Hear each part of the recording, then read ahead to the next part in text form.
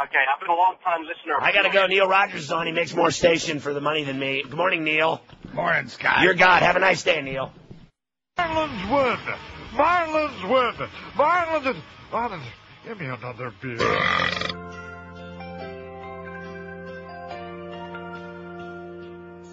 Back in the day when someone done us wrong, we didn't take their crap.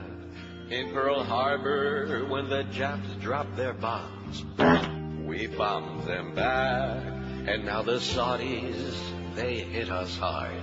And on our cars, our little flags wave, as that Saudi-loving retard points the bombers the wrong way. And I'm embarrassed to be an American, where they follow Bush like sheep.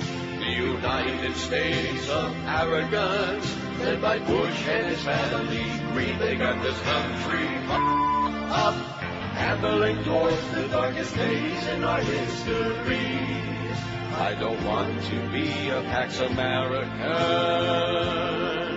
in the goddamn USA. What's a few thousand innocent lives? Stop living in the past. If you want that SUV to drive, you're gonna need more gas. It's the greatest country in the world. They train us to believe. And anyone who says that obviously can't afford to leave. Absolutely. And I'm embarrassed to be an American, where we patriotically wave a flag in one hand with our head in the sand and blindly follow the powers that be. Apathetic up, watching State Front News on a 65-inch screen. Scratch your balls and fart, everything's okay in the goddamn USA. God bless America. 10:03 at 560 WQM. Moderately happy Wednesday to you. We don't want to overdo it because evidently there's all kinds of crap going on, which what do we know? No. What do we know? Not much. Not too much. Okay, here's the first poll. We got two polls today. It's Wednesday. It's TGIW Day. Thank God it's Wednesday, which means our big 1 to 2 hour gives us that 1 hour reprieve, gets us over the hump. I'm serious. That's the only thing that gets me through the week. I'm so glad I invented that, you know? Just like Al Gore invented the internet, I invented the hump day. Here's poll number 1. I'll give you the results from yesterday momentarily, but we can get this right up there, Eric, because we got a really pressure-packed show today, don't we? Huh? No. Yes, we do. We got Arnold, baby. We got Arnold. What did I tell you yesterday? I've been telling you that. He's in, man. He won by a landslide. You owe me $8. For what? You said that the Nazi thing and the groping thing would be his undoing, and I said, won't make a difference. Oh, get it from Rimmer. Poll number 1. Which of these statements do you most strongly believe? Americans are poorly educated. Americans don't give a schmidt about politics. Neil is anti-American. America is still the greatest country in the world. Or right now, I'm ashamed to be an American. Those are your 5 magnificent choices again. Do I do good poll or what? You bet. I do good poll. That's what they all tell me. Which of these statements do you most strongly believe? Americans are poorly educated, as in Americans don't give a schmidt about politics. Neil is anti-American, or just plain anti-Neil. America is still the greatest country in the world. Watch how you spell that now, Eric. And right now, I'm ashamed to be an American. Of course, that could have to do with the war, with our illiterate president, with our illiterate governor of California. So many things, all of these things. It's really, it's mind-boggling. The fact that people in the media could actually sit there with a straight face and report this all last night and just, and the public is like, oh yeah, that makes sense to me. Like that. Anyway, here's the results of yesterday's poll. Over the years, which celebrity do you think has aged the best? WQM retirement line. Retire! Over the years, which celebrity, my psychic powers are so good now that I was talking about the, abandoned pet rescue thing. Mm-hmm. Nobody even told me Miguel was there. And you know who responded to me? Miguel, he was there. It was shocking. What's even more shocking is he never came back and gave me a figure. You idiot. Hey, listen, your chances of those World Series tickets, Miguel, just went down the toilet today. Over the years, which celebrity do you think has aged the best? Raquel Welch, 135. She wins the hand down your pants. Sophia Loren, 104, though. She did very well, and she still looks ravishing. Barbara Eden, 71. Heather Locklear, 65. Dick Clark, 56. 56 people said they liked the way Dick aged. Although until lately, until Michael Moore got him. Michael Moore was on CNN a few minutes ago with Soledad O'Brien for a silly puff piece, and it was silly. His new book is called Dude, Where's My Country? I'd forgotten the name of the book. I'm going to go out and get it today. Dude, Where's My Country? Got it? Got it. Goldie Hawn, 49. Sean Connery, 39. Johnny Depp, 36. Morgan Fairchild, 36. Fran Drescher, the nanny, had... About 30, man. WQAM. Lex Luthor's head is so shiny. He ought to go see Chuck Alfieri, I bet, Lex Luthor. Oh, now, you know something? Tonight's the night. You didn't remind me yet. Tonight's Smallville. Hey, don't forget. John Stamos and Madonna had 28 apiece. You ever see them together? Well, I sure hope not for his sake. He wouldn't touch that thing with your tongue. Brad Pitt, 27. Jacqueline Smith, 25. WQAM. Oh, come on. You get screenless today, by the way, Scott. Okay. WQAM. Neil God. Speaking. Hey, yeah, I just did see that puff piece on CNN.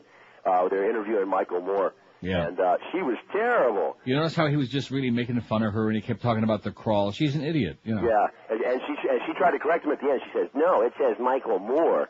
And he says, oh, you don't know about the crawl? Mm-hmm. And it was true. He pointed I think out. he was trying to tell her get on her hands and knees, get on all fours and crawl a little bit. But I really like the fact that he got it in there quick. A nice jab at the media, how they were whipping up the fear. I thought. Yeah. And they didn't edit him, which was yeah, he pretty said good. there is no terrorist threat. Is it true that he's coming out with a movie about the Bush administration funded by Disney? Yeah, it's going to be the book that just came out, Dude, Where's My Country? It's going to come out next September, like just right before the anniversary of 9/11 and just before the election. In movie form? Yeah. Oh, fantastic. All right, Neil. Michael Moore for president, man. He's got my vote. Michael Moore, yeah, not Howard Dean. He's a flip-flopper. Well, like I said, Michael Moore first, Howard Dean second. Wesley Clark's campaign manager resigned. I'll get to that. For all you Wesley Clark bandwagon jumpers. Of course, it shouldn't surprise me because South Florida is the home of the bandwagon jumper. We love the Marlins. They won last night, and every ticket is... Yeah, let's get those Marlin tickets given away. How many we got? About 30, man. Okay, they won 9, 8, and 11 innings. Mike Lowell came through, man, a home run fest. I didn't see any of it. I hate to admit this. I forgot about it. They set a record. At Wrigley Field? Yeah, the Marlins hit 3 home runs in 1 inning. Yeah. That's a record. I saw the highlights, Scott. It's not like I'm a total bozo. Mostly, but not totally. But the point I'm trying to make is that all the bandwagon jumpers are foaming at the mouth now because they can almost smell it, you know? Marlins are the team of destiny. You can smell it, you can feel it, you can squeeze it. If you got about $5,000, we got some tickets for you. Dick Clark, 56, Goldie Hawn, 49, Sean Connery, 39, Johnny Depp, where did I stop? Jacqueline Smith, 25, Kim Basinger, 22, Tina Turner had 21, Jane Seymour, 20, and Margaret, 19, Cher, 19, Suzanne Summers, the bitch that stole the Atkins diet from poor dead Dr. Bob, she had 19, Kathy Ireland, 17, Phoebe Cates, 16, Dolly Parton, 12, Susan Coochie, her name be Lucci, she had 12, George Hamilton, 9. Oh, what a great performance in Godfather 3. No. Not. Harrison Ford and Victoria's Principal each had 8. Mick Jagger, Isabella Rossellini, Jane Fonda each had 7. See them together lately? No. Bob Barker had 6, as did Cheryl Teagues. Tom Selleck, 4. You think Tom Selleck is still doing Higgins? Denise Austin. Tom Selleck, let's see, Michael Jackson, Tom Selleck, Tom Cruise. I'm trying to think of all the guys, all the famous people who've had press conferences to announce that they're not gay. Right? Right. Denise Austin, 3, Jeff Bridges, 2, Kurt Russell, 2, Billy Crystal. I'm holding a press conference at 2:30 this afternoon to announce that I am gay. You're gay. Kurt Russell, 2, Billy Crystal, and Carol Alty did. And poor Lorenzo Lamas is sucking wind, man. In last place, he finally got a sympathy vote there right at the ass end. Lorenzo Lamas out of nearly 1,000 votes. So that was yesterday's poll. I thought it was a pretty interesting thing to think about, but as usual, they're like... And then you were trying to shove Catherine Zeta-Jones on here, who just turned 15 or whatever the hell she is. Yeah, the hell it wasn't. You kept saying, well, if who was it? Heather Locklear. If Heather Locklear can go on her, so we looked it up on the Wicked Web. Heather Locklear is 42, and Catherine Zeta-Jones is only 34. Okay, she's like... About 30, man. Yeah, so what are you talking about? WQAM. That must be your friends at Bell South. Oh, I'm sorry. Yeah. WQAM, hello. I'd like to speak to Neil, please. Speaking. Neil, how are you doing? I'm doing sensational. Great. I'm wondering if I can get the Rambling Willie recall tickets.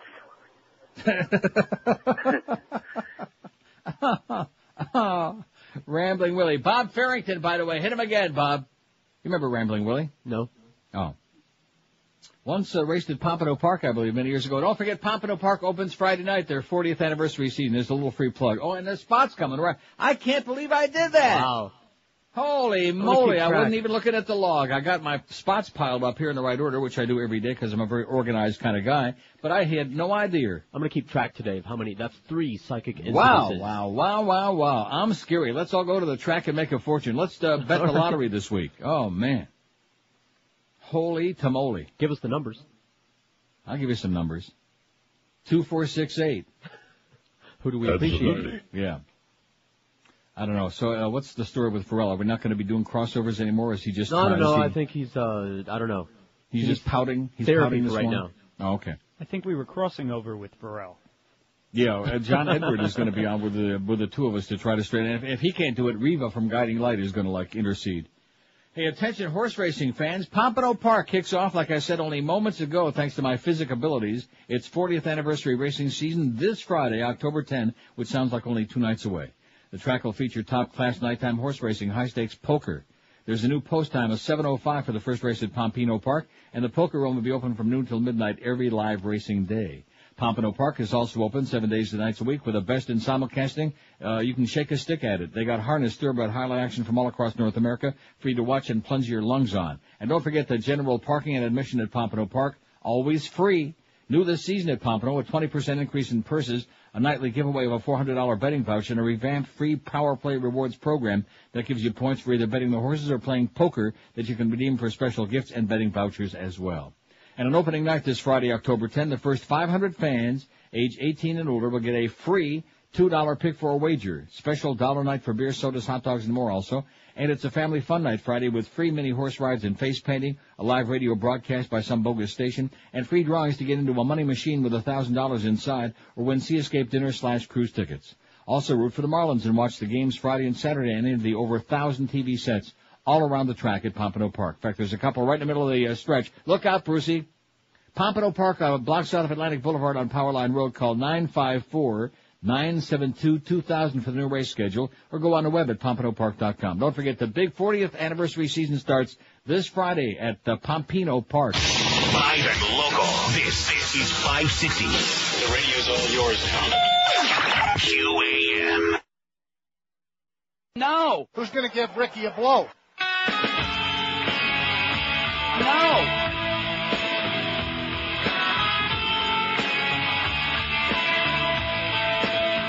Oh, we're fine. Scott had a ball Don't do that, Dan.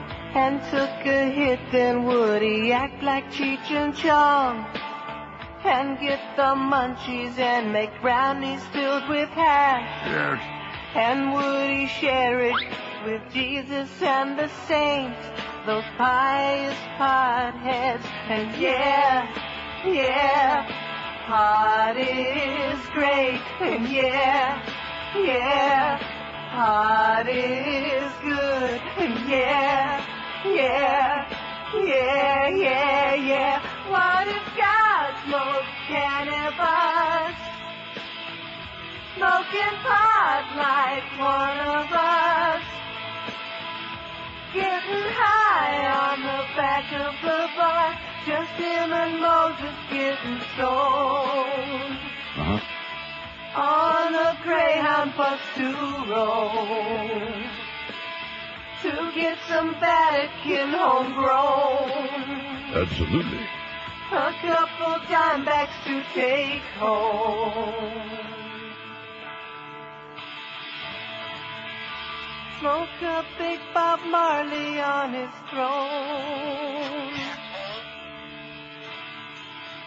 No fun in heaven unless you're stoned. Well, the reason I'm playing that is yesterday the game du jour of the cranks out there was like, oh, well, we don't want to hear about Canada, and you're always touting Canada. Canada sucks. Well, you may have a point.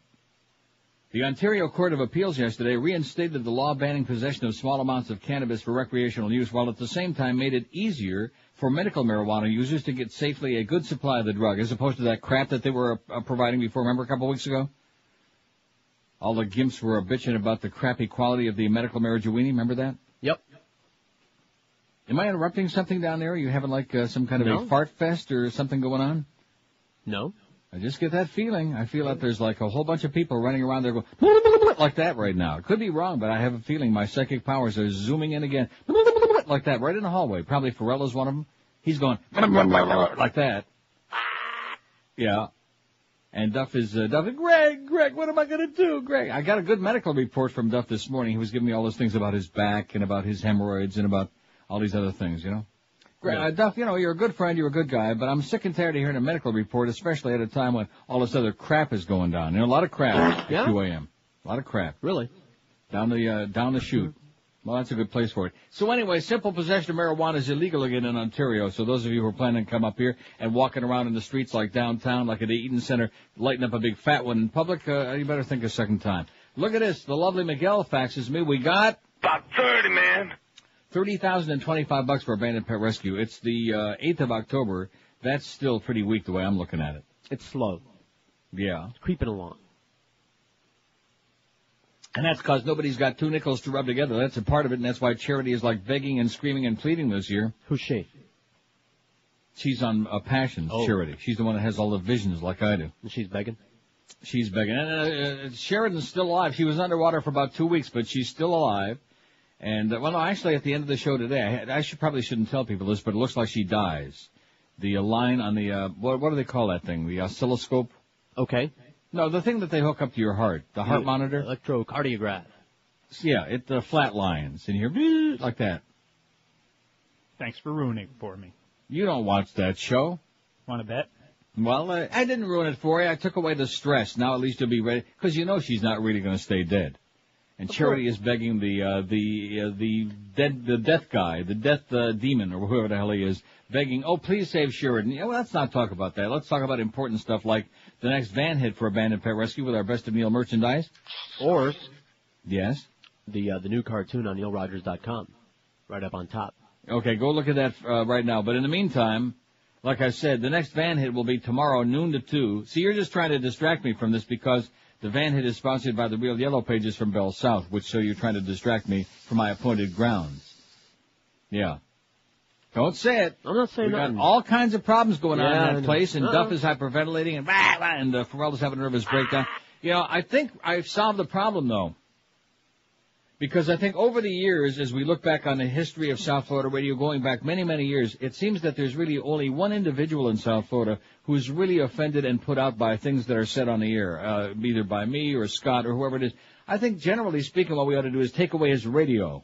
Oh, if only. Don't you think that would solve all of our problems for all of us? Everyone, then the he whole wouldn't town. he wouldn't have to be so offended and be monitoring and be so indignant over the fact that all these terrible things are being said and yada, yada, yada. Just take away his radio. I think it would be a great pubic service. It would be a happy world. It's kind of a wacky thing to do, but nevertheless, I think it makes sense.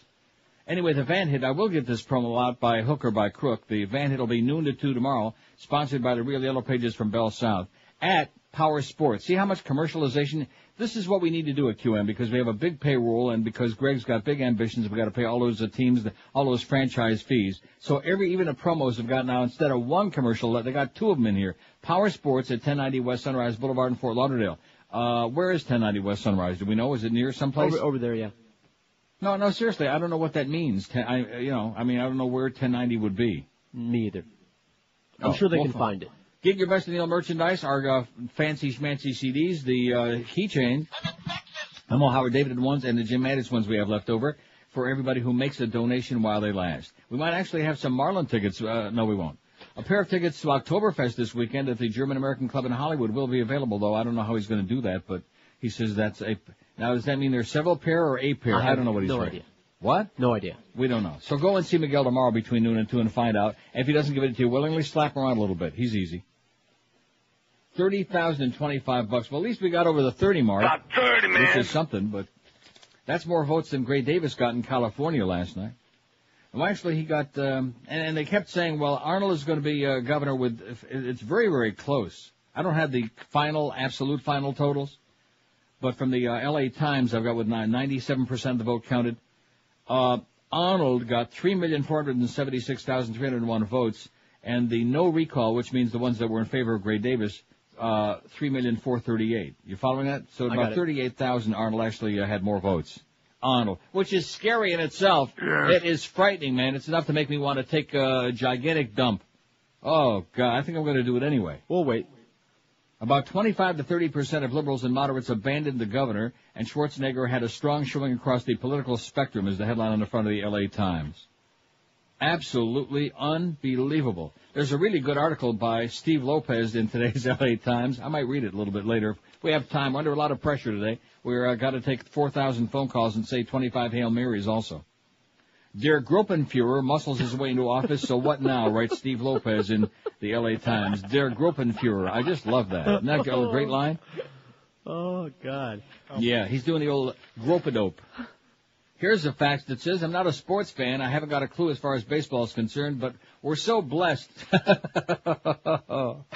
have the Marlins in the playoffs because at least it keeps my mind off all the depressing stuff like that farce on the West Coast and number 2 in Washington who's going to get away with another major scandal because this is the dumbest country in world history, hands down, contest over. Thank you for a very, very accurate facts. By the way, the poll, look at that, 133 votes. I just took a puke at it. Man, we're on fire today. Flaming. Which of these, Flaming. Can't you smell it?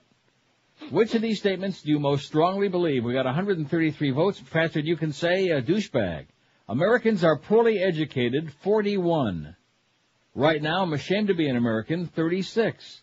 America is still the greatest country in the world, 26. Neil is anti-American, 16. And Americans don't give a shit about politics, 14.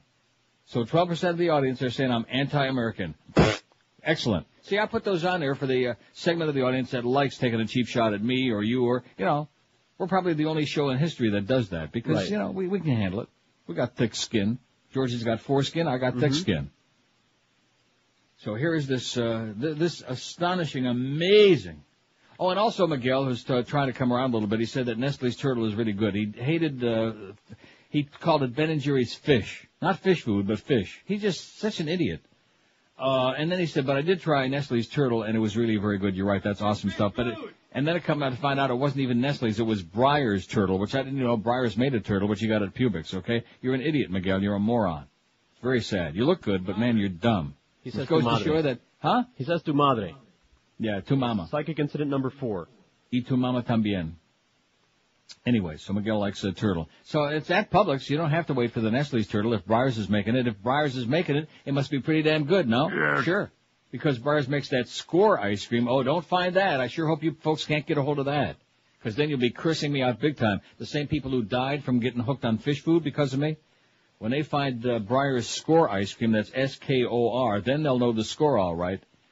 The blood pressure will be up to like 300 over 250, and they'll be dying over there, but with a big smile on their face. That stuff is obscene. It's so good. Of course, you're not into that. I don't know who it is. The Score candy bars? Score and Heath bar? Yeah. That toffee thing. Oh, man. English toffee. Wow! 27 past 10 at 560 WQM. Hey, if you got that big shiny bald spot like Lex Luthor, here's the answer for you. Chuck Alfieri. He could probably even help Lex out. Don't forget tonight Smallville on the UPN. Don't forget. Where I think they're going to say the F word a couple of times, according to that bit we got. See, if you don't know the Tom Jones song, the video, Sex Bomb. Yeah. Do you know that? Sure. Oh. But if you don't know that, then I guess that bit isn't as, but I love it. I'm just obsessed with it. That's what I've heard. Yeah, I love the old bomb. Anyway, Chuck Alfieri is the best in the world because he's got the natural hairline system. He doesn't have some mousy-looking muskrat that died on your head or some nasty runaway weasel or a ferret.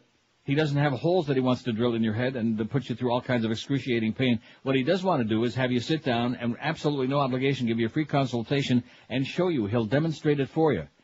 Just how much better and younger he can make you look with his natural hairline system. It's the best in the business, which is why even the millionaires and billionaires go see Charlie.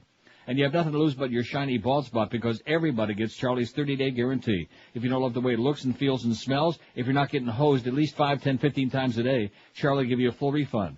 And be sure to mention my name because if you do, you get a $200 extra discount at the Charles Alfieri Studios. Call them toll-free and say goodbye forever to your bald spot. 1-800-321-2413. 1-800-321-2413, or log on to his prestigious website at charlesalfieri.com.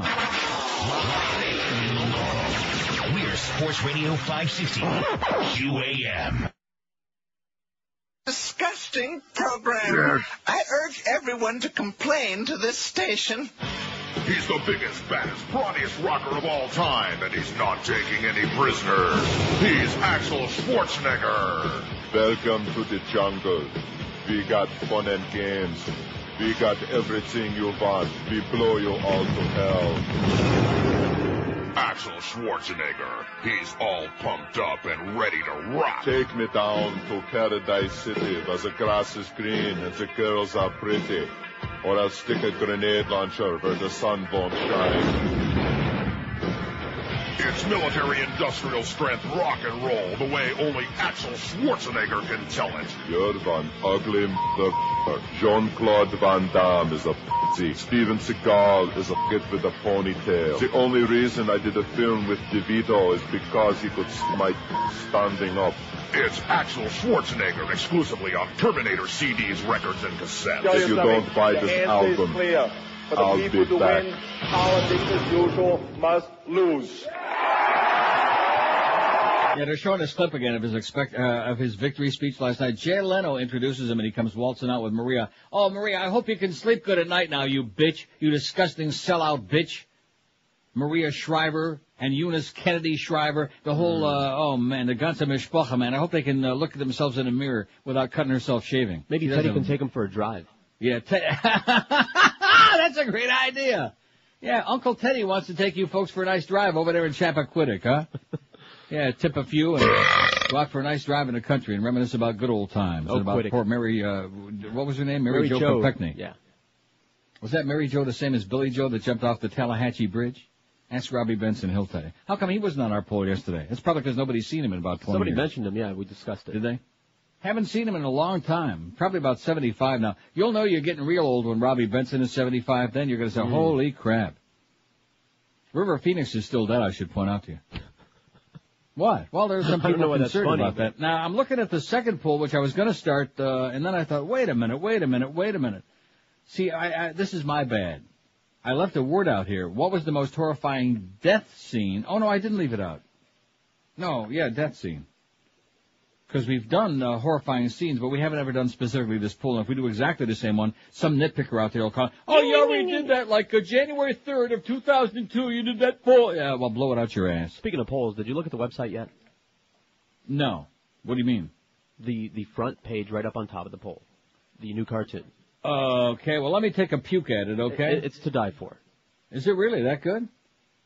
Let me take a puke if it ever comes up on here. Matt or Matthew, whatever the guy's name is that, Oh, no! Roy! Oh, this one is the best. Yeah. This is the all-time best. You are such a heartless bastard, man.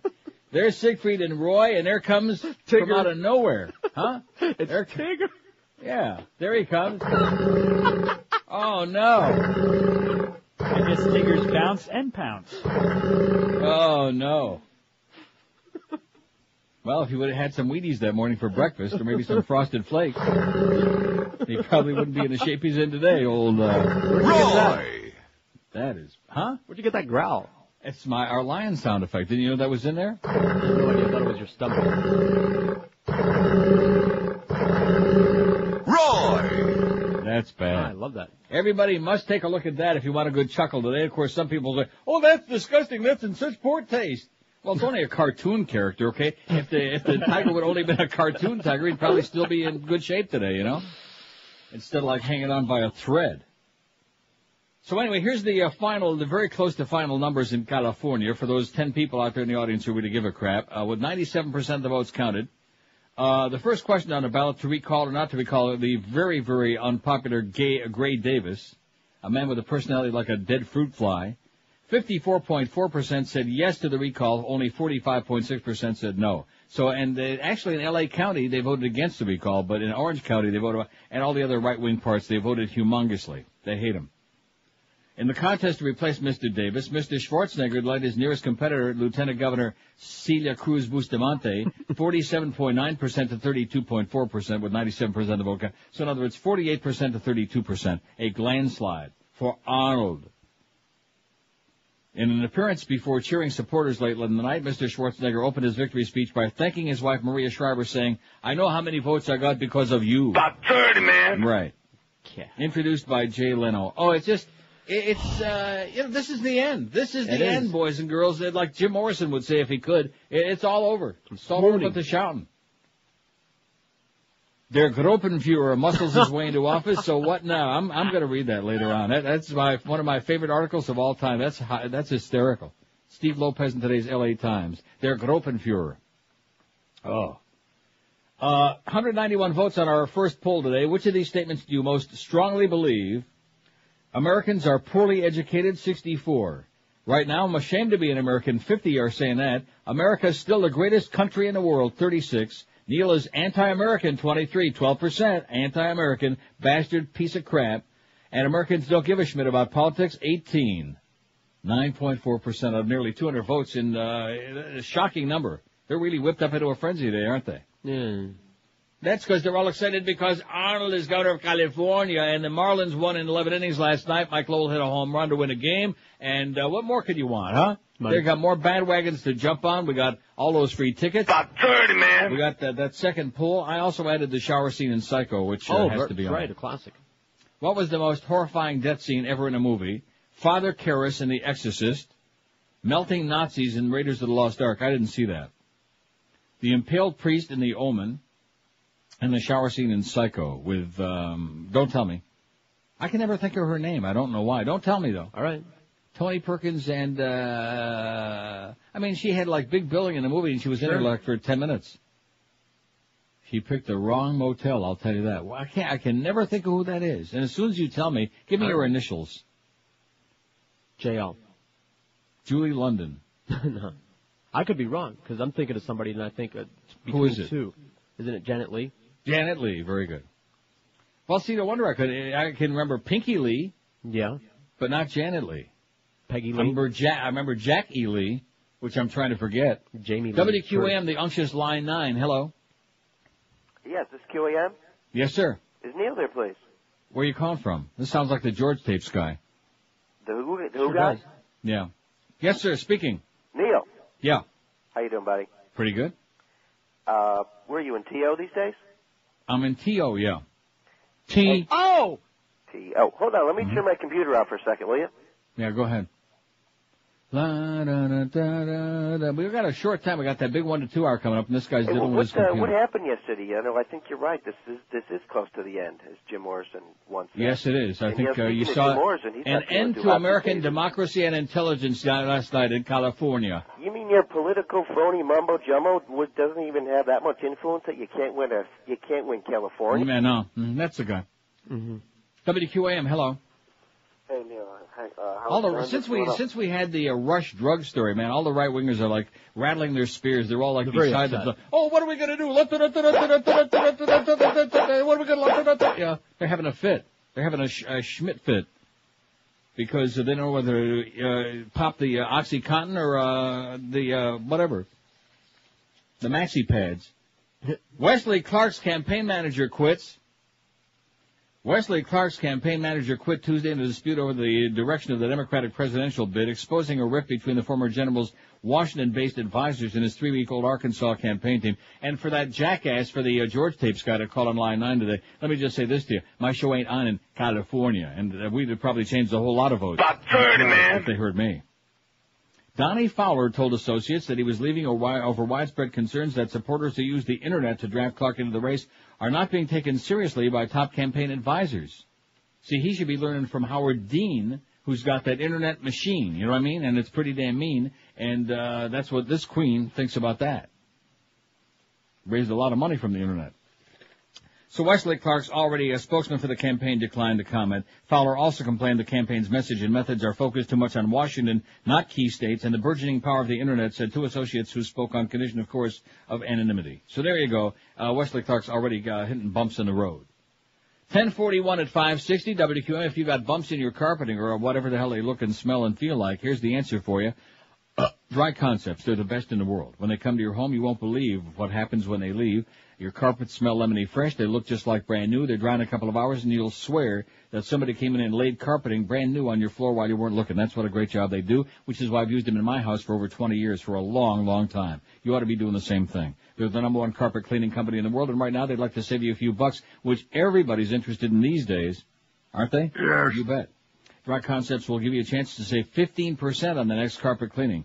Just call that toll-free number, 1-800-248-5071, and ask to be put on their standby list. And then Dry Concepts will call you next time they have an opening in their schedule. It's like when you fly standby. If you're available when they have an opening, they'll knock 15% off the price. So call Dry Concepts today, ask them to put you on their standby list. They might even have an opening on the day you call, like today, and you'll still get 15% off the price of the job. And keep in mind, no rip-offs, no scams, no bad surprises when they hand you the bill at the end of the job, because they give you a written guaranteed price right up front before they start doing their great job. Call them today, toll-free at 1-800-248-5071. Be sure and tell them that Anti-American Neil told you to call, or just Anti-Neil would be good. 1-800-248-5071, or check them on the web at dryconcepts.com. Live and local. This is Sports Radio 560. QAM. Yes.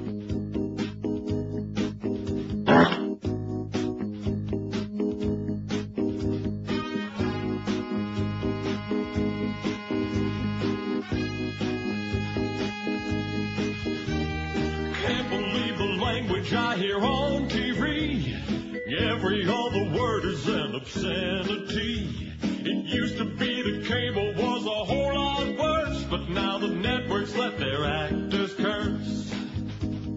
There's no end in sight to this insanity.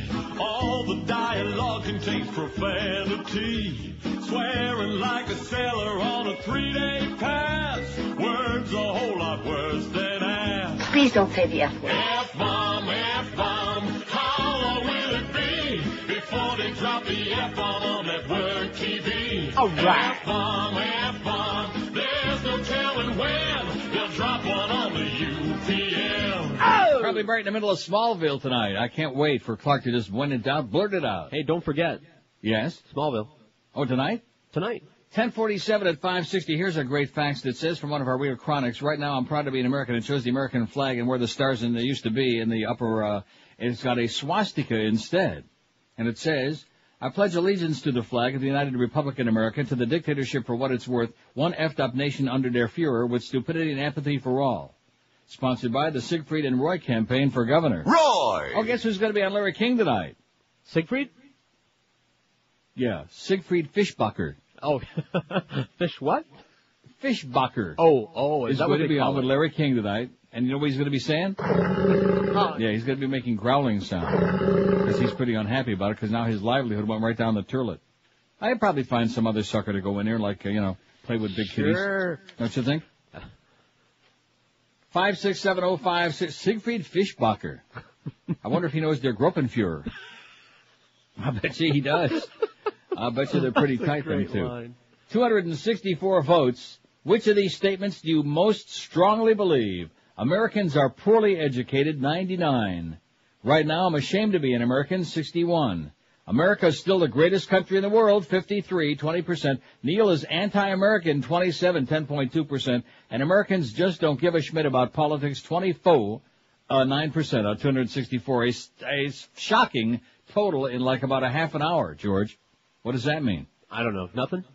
I think that the public is whipped up and pissed off to a frenzy this morning after seeing this debacle in California. Even though we have a lot of people out there claim they don't really care, because it isn't just about some stupid-ass illiterate personality whose father was a Nazi or something like that. It's about, not even just about their Gruppenführer. It's about the fact that here we had another election stolen by the right wing in this country. And, this is going to be the pattern. And every time they don't win, like that article I read yesterday about Tom DeLay and the redistricting they're trying to do in Texas so they can have a few more Republican seats in the Congress. It's unbelievable. And the public is, oh, there's Jay Leno. Yeah, hey, Jay, nice chin, baby. See, they had to bring Jay Leno out because he's got a chin and Maria don't.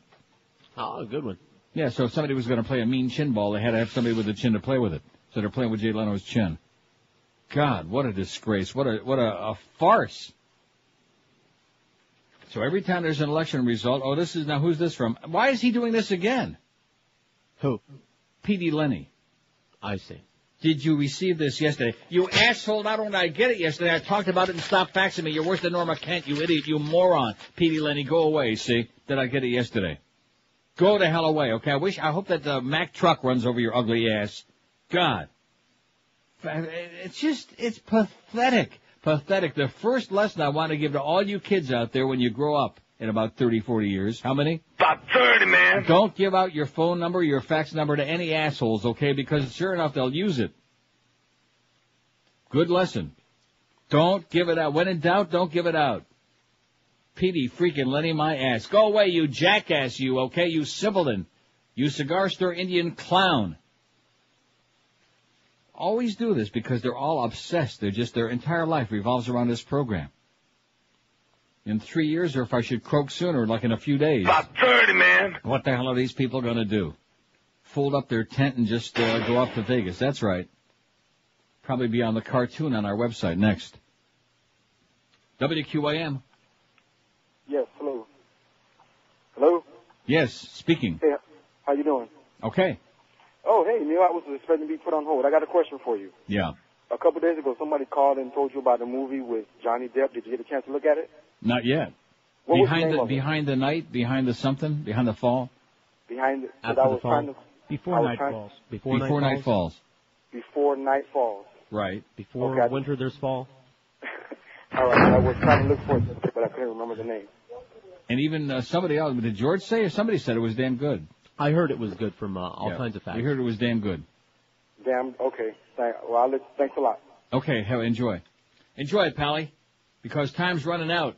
Probably not going to be able to get any videos. Probably only going to be able to get government-approved videos in stores from coast to coast. Probably Schlockbuster is going to be deciding what you can see and who you can think and what you can read. Better go out and get that new Michael Moore's Dude, Where's My Country book today. Do we have to order that from Canada?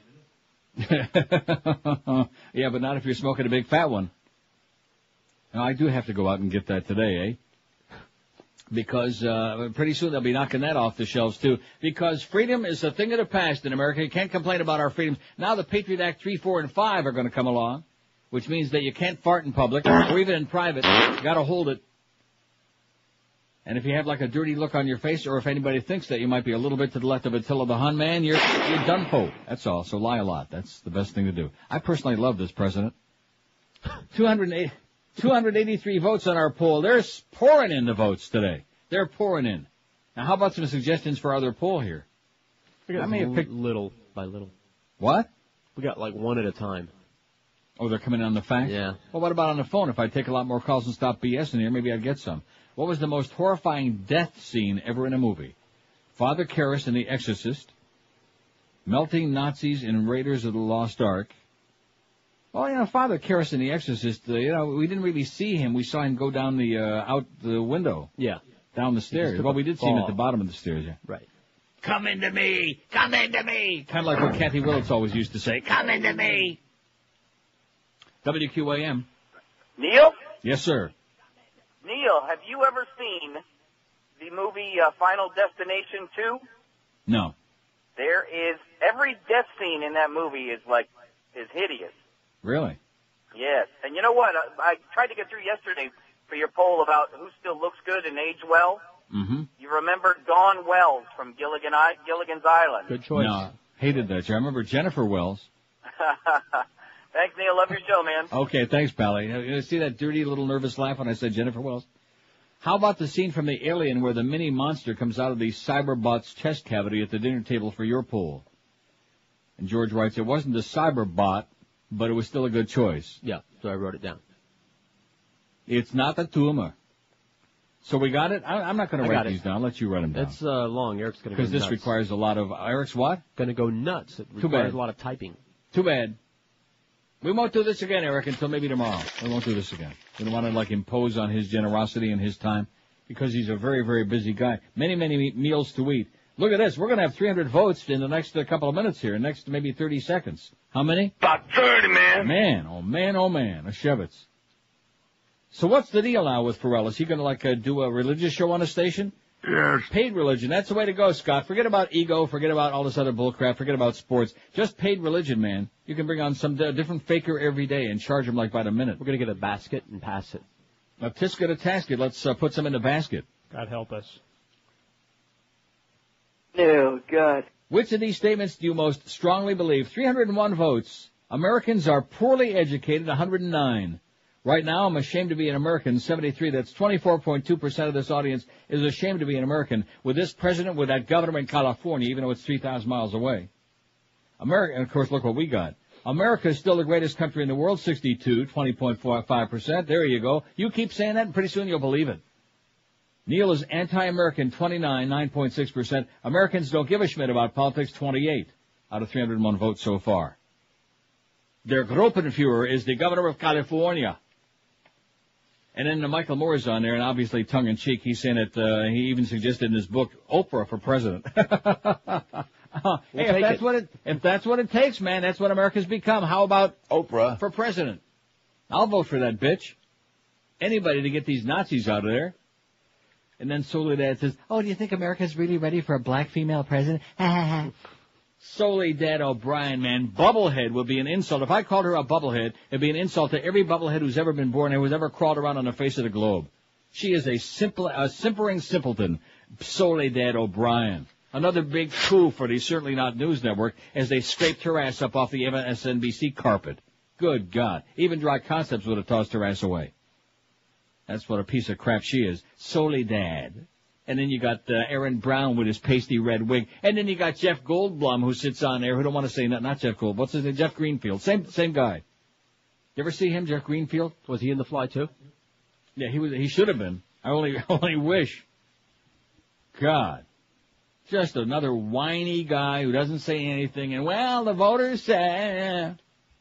And then there's that Wolf Blitzkrieg man who looks like he's ready for the next Bund meeting. You ever see him and Rudolph Hess together? In fact, I hear Wolf Blitzkrieg gets his gas at Hess. That's what I'm hearing. 10:57 at 560 WQM. By the way, those sounds that you hear, they're coming from California.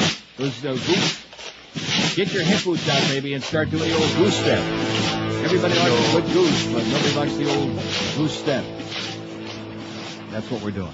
Hey, let me tell you right now, a great place where we can get away from all this crap, and that's Hallett Pontiac GMC. Go down there and shop for a new vehicle or a used one in comfort with a big smile on your puss because they treat you right. That's why Hallett Pontiac's been around over 35 years, and that's in great location. And right now, my good buddies Tom Lehman and Joe Prieto are giving you the best deals going anywhere because it's the big 2003 Neil Rogers blowout sale at Hallett right now this moment. Here's Neil deal number one. You can save yourself up to $7,000 with the highest rebates of the year, plus get deep discounts on all remaining 2003 models, including the Yukon and the Envoy XL. Neil deal number two. Get 0% financing for up to 5 long, excruciating years. And listen to this. You can lease at Hallett right now a fully loaded 2004 Grand Prix GT for only $259 a month for 36 months with 12,000 miles a year, and you pay only $2,500 out of pocket. And Hallett, like always, like they've done for years, has got the best selection in town of certified pre-owned cars, trucks, and SUVs. No fruit, no lemon on the lot in that joint. And if credit is a problem for you when you shop for a vehicle, if you've been turned out in the past, if they raise your eyebrow and roll their eyes, it's not a problem because Hallett wants to cut you a deal. It's the 2003 blowout sale going on right now at Hallett Pontiac GMC, 13401 South Dixie Highway. That's US 1 across from the Falls, open every day, 7 days a week. If you want yourself more info, call the Neil Deal hotline toll-free at 1-888-534-4211. That's 1-888-534-4211. Don't forget all Neil Deals, subject to credit approval. See the folks at Hallett for details. That's Hallett Pontiac GMC, who say proudly we be professional grade. Live and local. We're Sports Radio 560 QAM. I've been a user for a long time. If anybody has opinions dissenting from our way, we'll place your name into the system as enemy of the state. Don't even bother to question, just follow and obey. Everybody's turning fascist USA. In the act of patriotism, we're watching all of you. Everyone's under suspicion. So that's what you do. They've got information on all you mindless fools in Bush Fatherland Nation, fascist USA. You gotta hate those Jews and Clinton liberals too. Believe everything we tell you on the state-run news. Blood war and for cornbread. Fill up your Escalade. A Reuben Cheney Bush venue. Fascist USA. We don't mind to see our jobs go. That economy's good. We're fascinated by J-Lo. Don't read no stupid books. No. All now are embracing the Pax American way. Everybody's turning fascist. Fascist USA. Oh! 11:04 560 WQAM. Sieg Heil, baby. Everybody goose step a couple of steps across your living room right now or in your orifice and put that arm proudly, that right arm up at that 45-degree angle and say, Sieg Heil, Sieg Heil. Let's do it. Come on. Role, focusing on next steps, the economy, the... Right. Der Gruppenführer muscles his way into office, so what now, writes Steve Lopez in today's L.A. Times. He says, you can count the days now until Arnold Schwarzenegger is governor of California, and Gray Davis is working as a croupier at the Morongo Casino in Cabazon. The final tally isn't in as I pour myself a celebratory drink on Tuesday night, but we've got something even more solid than a final tally. CNN just said Jay Leno was about to make a victory appearance with Schwarzenegger. Perfect. A campaign that began with the late-night comedian may be notarized by him, and so we've had our little revolution, and the new emperor is Der Gruppenführer, which in Austrian means Governor Arnold Schwarzenegger. By the way, those who believe the L.A. Times was trying to knock out Schwarzenegger last week with stories about his groping proclivities overlooked two important points. First, if the plan was to knock him out, the stories would have run much sooner than they did when they might have done some damage. Second, any self-respecting hack would rather have Schwarzenegger to write about than Davis. In fact, I'm from Northern California, and I'm thinking of moving back. I'll just have to wait and see if Schwarzenegger decides to actually live in the state capital or take the private jet home to Brentwood each night. One thing I have to say about Arnold is that his victory was no fluke. Yes, we all know this was primarily about the hated Governor Gray Davis, not Schwarzenegger.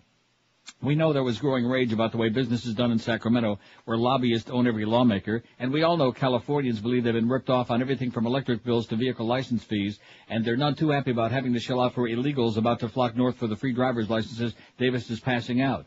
But let's give Arnold the credit he deserves.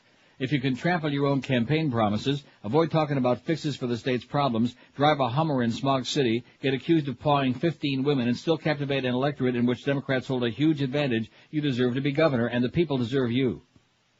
I'm reminded of The Candidate, the film in which Robert Redford plays a rookie who pulls off an upset and wins election to the U.S. Senate. In the last scene, Redford turns to his campaign manager and asks, what do we do now? That's the $10 billion plus question for Governor Arnold and all of California now that this latest advantage in sun-dried democracy is drawing to a close. Right now we've got fiscal and ideological impasse, as State Librarian Kevin Starr. Republicans want no new taxes, no new anything, and let's lay everybody off. It's the meat cleaver approach. The Democrats, on the other hand, have got to learn something from the Republicans. You just can't spend like you're on a sugar high.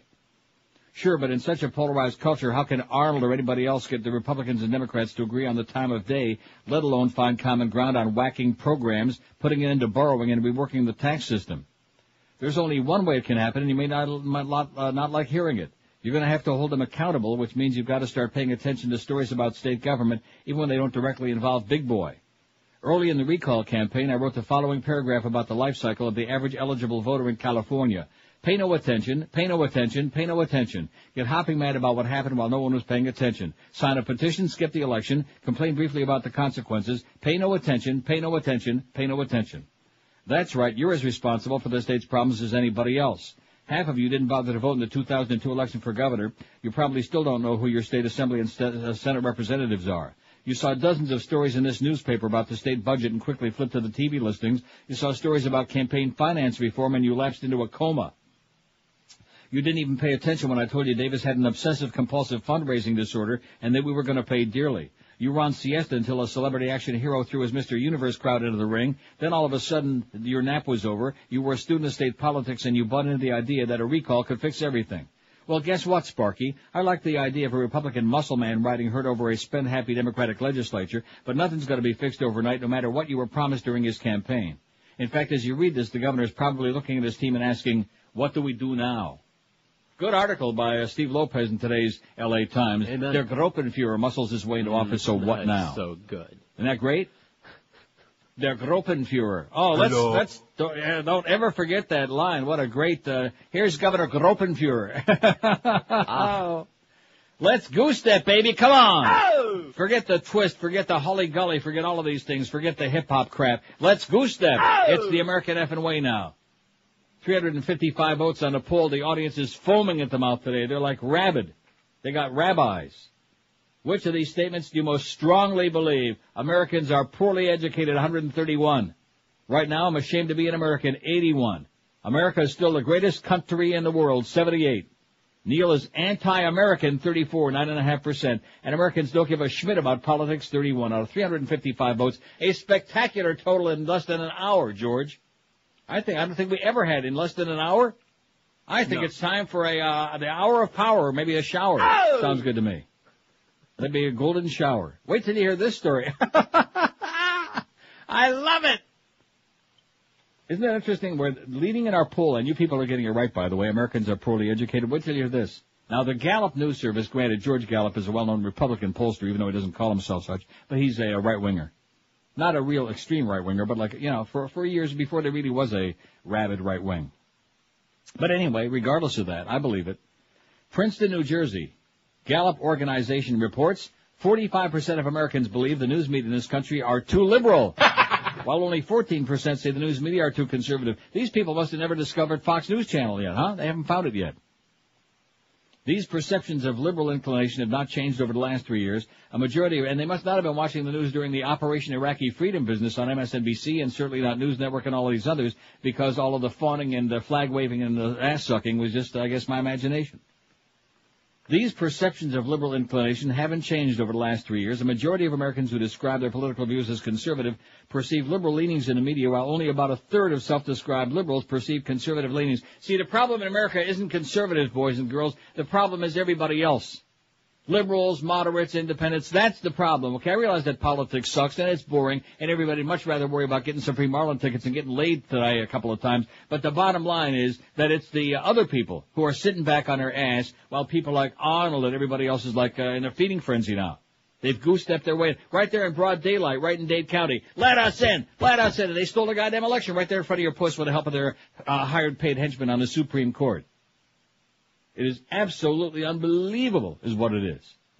How there can be so many stupid people, 270 million people. How many people with an IQ larger than their thumb? How many do you think? About 30, man. Yeah, maybe 30,000. 5670560. What's the most horrifying death scene ever in a movie is our... We'll keep this on for a while, though, because I like the way we're getting that response, don't you? Right, yeah. Shocking. WQAM, hello. Uncle Neil. Yes, sir. How you doing, man? Pretty good. Okay, what about Scarface, the chainsaw massacre in the shower? Oh, that's a good one. Yeah. I like it. Yeah, put it on there. Hey, Smallville. I don't know. That kid's looking better and better every episode. What do you think? Yeah, I'm not arguing with you on that. You got me sold. All right, Don't forget about those size 14 shoes, too, man. 5, 6, don't stick your foot out. Don't stick it out there, Tom. Uh-oh, because that lion, the MGM lion is right there waiting to grab a hold of you. You're lying. Don't forget, I'm not lying. If I'm lying, you're dying. 5670560, pound 560. How come I'm so whipped up today? I don't know. I feel like I'm in a frenzy. Wednesday. Have you noticed? No, it's not that. You're excited about Arnold? No, I'm more excited about that place. That place. I'm so glad that I'm not there, man. All that sucks. Yeah, you are. They like to export it. They like to spread it around. You know, Greg. And there's Duff. What are we going to do? It's a fight. It's a fight. And Wacky Jackie's on the phone. Yeah, what are we going to do? Grow up already, will you please, you silly people? Poor Scott. Little did he have any idea that he was walking into a maelstrom of mung when he came into that place. I tried to warn him. Poor Ferrall. I told him. I said any similarity between this and a real radio station is purely occidental. Oh, did you see the Chinese are sending up their first astronaut? Yeah, I saw that. The only problem is they had difficulty with the rocket getting out. They're sending it on a slant. It keeps going off to the side. 12 minutes past 11 at 560 WQAM, although I do like a little bit better now. I like that. Oh, yeah. Hey, I'll tell you who's a killer. Brandy's Shoes in Pompano Beach. That's right. They've been killing for over 25 long, excruciating years, killing the competition because they give you the best deals on shoes anywhere in the universe. All the top names that you know and love, some of you don't even know, but you will love once you pop them on your foot. Rockports, Echoes, Mephisto, Timberland, Clarks, SAS, Florsheim, and lots more. And speaking of Tom Welling, whose feet are swelling, size 14, man, oh man. Wow. They could fit Tom, they can fit you because they got all the sizes going. Men's size 6 to 15, women's 5 to 12, and widths from the very narrow to the very wide, or like, what's her name, says Jessica Simpson, the what does she call it? What does she call it? Platypus, what does she say? Platypus. Yeah. The platypus sizes too. I'll pet it. And with over 40,000 pair of shoes in stock in their gigantic 8,000 square foot mega store, believe you me, what you're looking for, they got it right now. You can bet Scott Jr.'s life on it. And you get friendly personal service, so they make sure you get a perfect fit every time. And you walk out with a big smile on your puss. Brandy Shoes at 1290 North Federal Highway in Pompano Beach. They're open daily 9 till 9, Sundays 10 till 5. And all this week, it's the big, gigantic red tag sale at Brandy's. You can take 50% off on all famous brand name shoes with the red tag. So stop in the store for sure this week and take a whole bunch of pears, whatever you like, or fruits. Come in or visit them on the web at brandysshoes.com. Live and local. This is Sports Radio 560. QAQAM. To understand the Gestapo keeps track of everyone.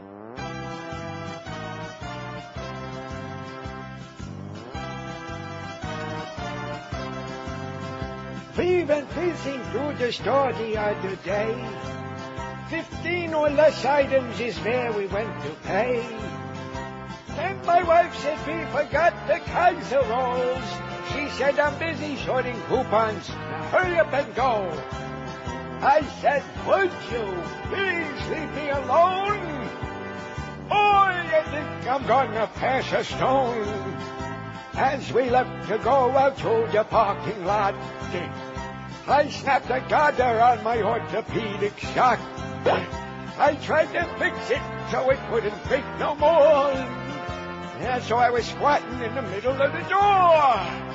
Some wise guy says, hey, Pops, would you put on the store? I tells him, boy, I think I'm gonna pass a stone. After loading up my Mercury Marquis, my wife was waiting as I fumbled with the keys. Oi! And as my white shoes were melting in the towel, I asked the people in there who the hell they are. They said, Smoke, you got the wrong towel. Boy, I think I'm gonna pass a stone. You got the same antenna flower. How the hell am I supposed to know what this is? There must be 50 marquees the same color. You know I can buy the new rules. Not only free Marlin tickets, free antenna flowers today for everybody. Right. Now, this fax you sent me, is that Al that says, or AC? What is that, Al? Al, I guess. I don't know. Al says, was Scott kidding? What's the real story? See, I don't know if Scott was kidding because I don't know what the hell he said because we don't get a chance to listen. Right. And then, of course, the crossover ended about as abruptly as like, just like that. I thought he was just reading Bible passages this morning. But our crossover there was like I said, that was pretty much it. Well, he was in a big hurry to go in there and bitch at him and scream and jump up and down like Rumpelstiltskin. Good luck, Scott. You'll need it. It says, by the way, I have a ticket for you to the Marlins Saturday or Sunday. Well, first of all, I have no idea who this is. And what does that mean? I don't know. Am I going to be there to go to the game? No. So maybe there's a ticket for you, Scott. Yeah, just call Al. Reincarnate yourself as me. Just call Al and say, hey, that ticket that you had for Neil, he ain't going to be here and he don't want it, but I'll take it for Saturday or Sunday or whenever you want to give it to me. By the way, how about those Marlins, huh? Oh! No interest in that, in this crowd. No calls, just like yesterday. No interest in that whatsoever. Let's get back to the important stuff, the most horrifying death scene ever in a movie. Although we do have 405 votes on the other poll, which is pretty damn impressive. Aren't you excited? I think you should just leave it go. You want to leave that up there all day? We can work on this one all day and then do it tomorrow. And then put it up there tomorrow. But then what do we do tomorrow? See, that's not good thinking. You have to be thinking ahead. You're not thinking ahead. You're not thinking clearly. Your judgment is clouded by all the pressure and hysteria and psychosis that's going on in that building. Oh, most of which is, of course, being spread by... Duff. Yeah. What? Nothing. Well, that's where most of the psychosis and hysteria in that building gets generated and whipped up because of Duff and his emotional breakdowns, which happen like every day, every hour on the hour. Although he did have a good health report this morning. Oh, that's good. How's that colon? Yeah. He calls Dr. Neil to let me know how his innards are doing and his rectum and all these other things and his privates and etc. His corporals. He's thinking of getting one of his nipples pierced, is what he said. Really? No. 5670560, pound 560 on the AT&T and Verizon wireless line. Look at that poll, 405 votes. I am so proud and pleased. Which of these statements do you most strongly believe? Americans are poorly educated. 36.7% of this crowd, that's 149 people say, yeah, they say, right. Or as Scott would say, right now I'm ashamed to be an American, 22.7%. America is still the greatest country in the world, 21.4%. Don't want to be confused by the facts.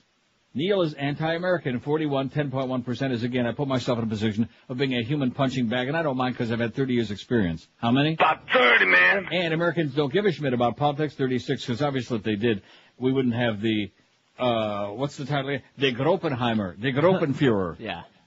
The Gropenheini.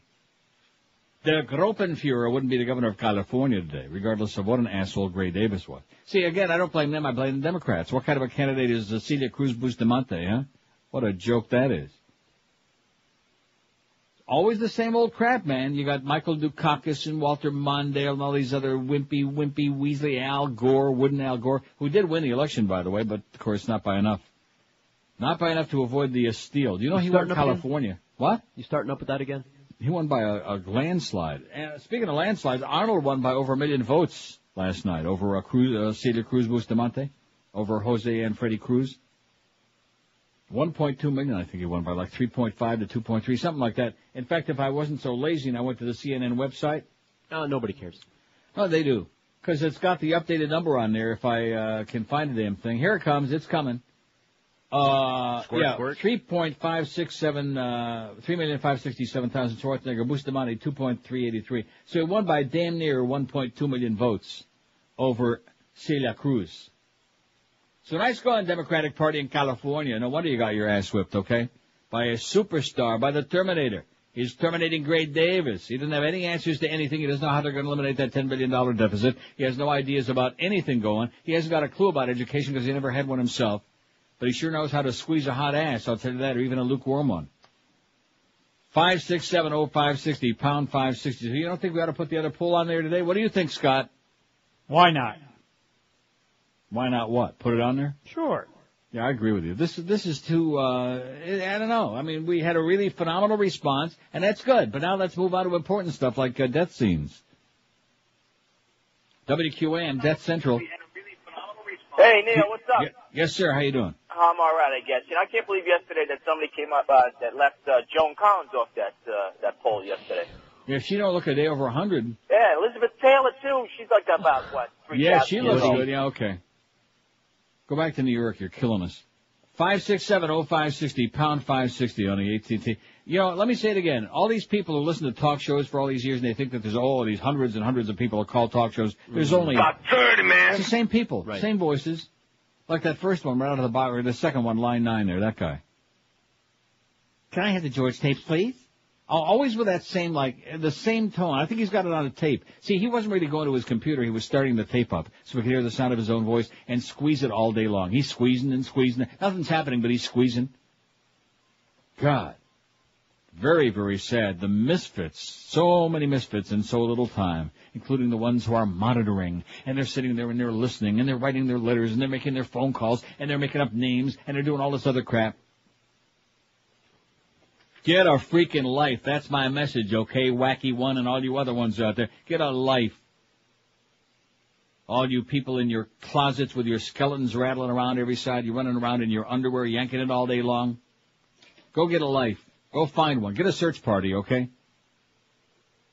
26 past 11 at 560 WQM. We got our big Wednesday 1 to 2 hour today. All we can say about that is, all right. You bet, man. Thank the Lord. Oh, God. Hallelujah.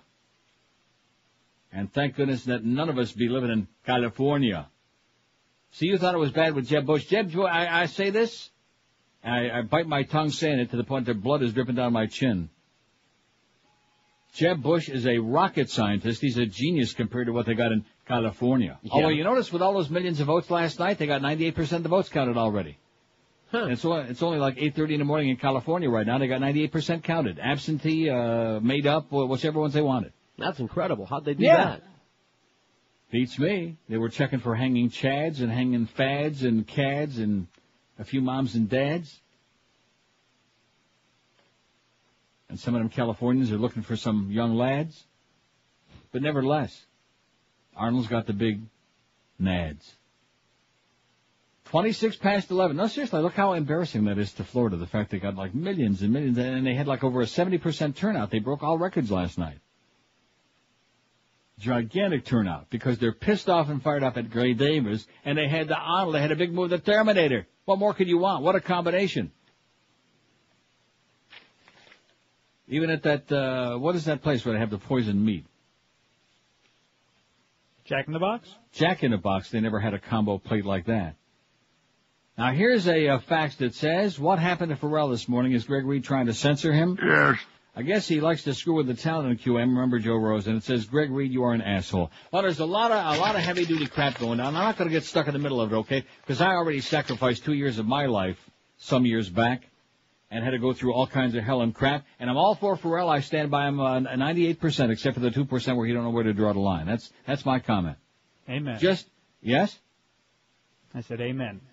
Yeah, that's right. We're all behind you, Ferrall, but just, tone it down a little bit. Just use some common sense. That article, it's almost like a self-fulfilling prophecy. That thing in the Herald where he told Kevin Baxter that he has this propensity to self-destruct all the time and blow up like a goddamn overblown balloon, Well, just put it back a little bit. Everybody still love you. You don't have to say crap more than 2 or 3 times a day, and you sure don't have to take more than 2 or 3 a day, so just calm down.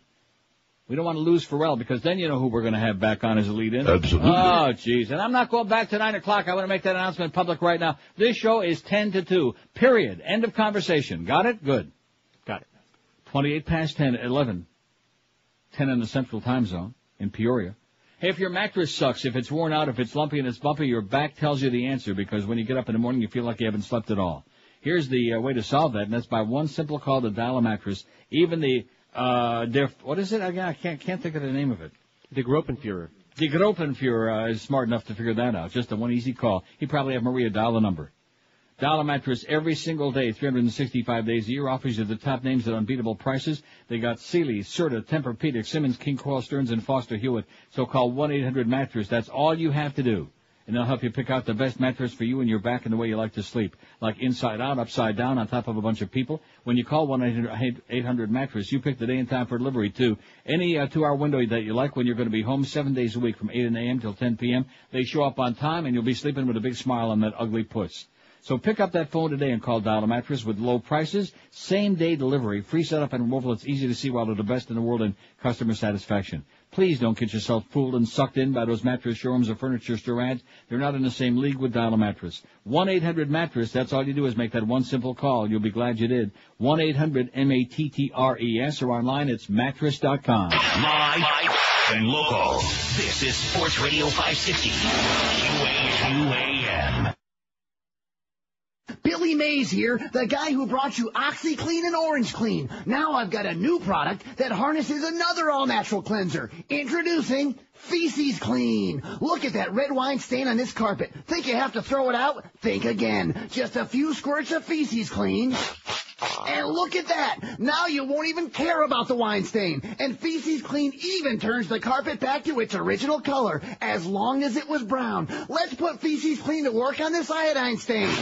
The patented brown foaming action and the distinctive odor is how you know Feces Clean is working. Now, just wipe it away with a crumpled piece of this 2-ply wiping tissue, free with your purchase.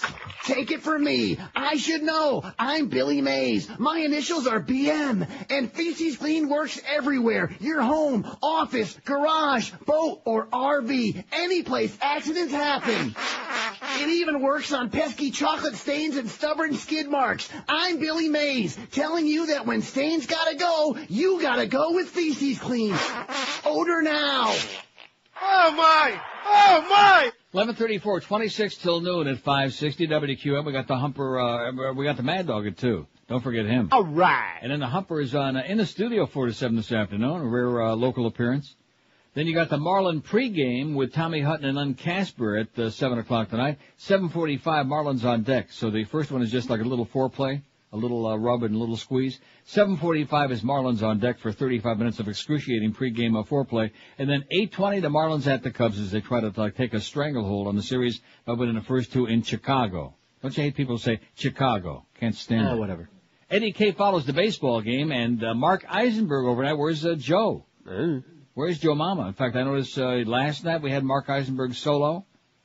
You got Mark Eisenberg solo tonight. Let's take a puke at the rest of the week. Maybe Joe's on vacation, you think? Where the hell is it? Where is it, Clarence? We go from Ed Kaplan Thursday. Are we signing off? Is that what the deal is? Yes. Even Mo, it's got, what is this all about? Man, these guys can't even make up the schedule, and they're giving instructions to people? Good God.